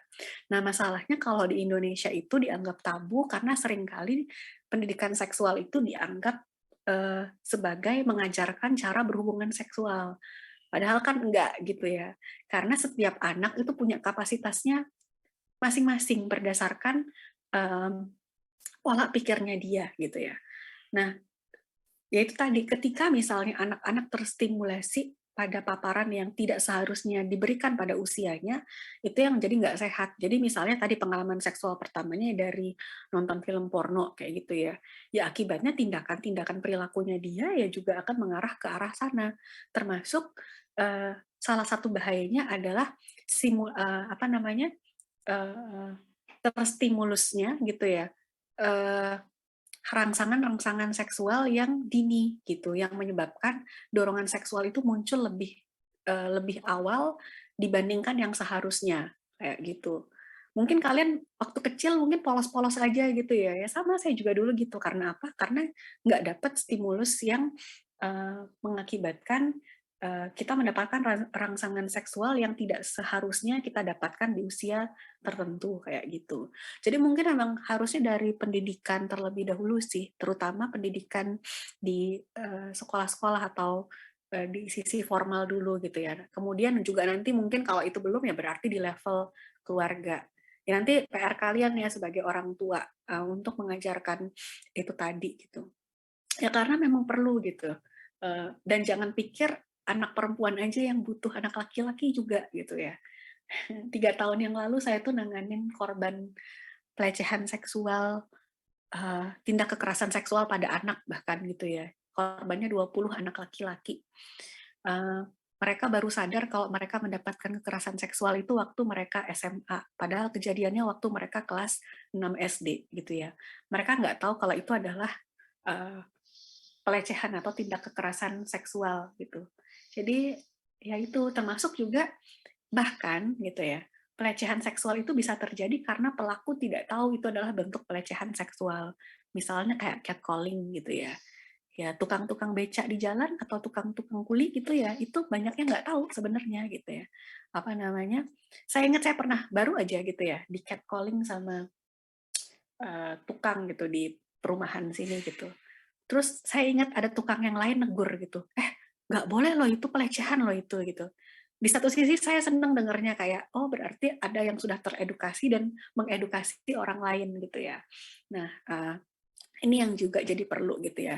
Jadi kalau kalian sebagai individu ya nanti mulailah dari keluarga kalian gitu ya. Kalau sekarang mungkin kalau punya adik ya dari adik, nanti kalau kalian di dalam konteks pendidik mungkin gitu ya, atau misalnya kalian kerja di Kementerian Pendidikan ya berarti harus diupayakan dalam pendidikan yang formal seperti itu. Oke, ada lagi yang ingin ditanyakan? Kalau tidak, waktu Terima kasih atas jawabannya. habis ya. Kita ketemu lagi minggu depan. Untuk minggu depan saya umumkan lagi ya, karena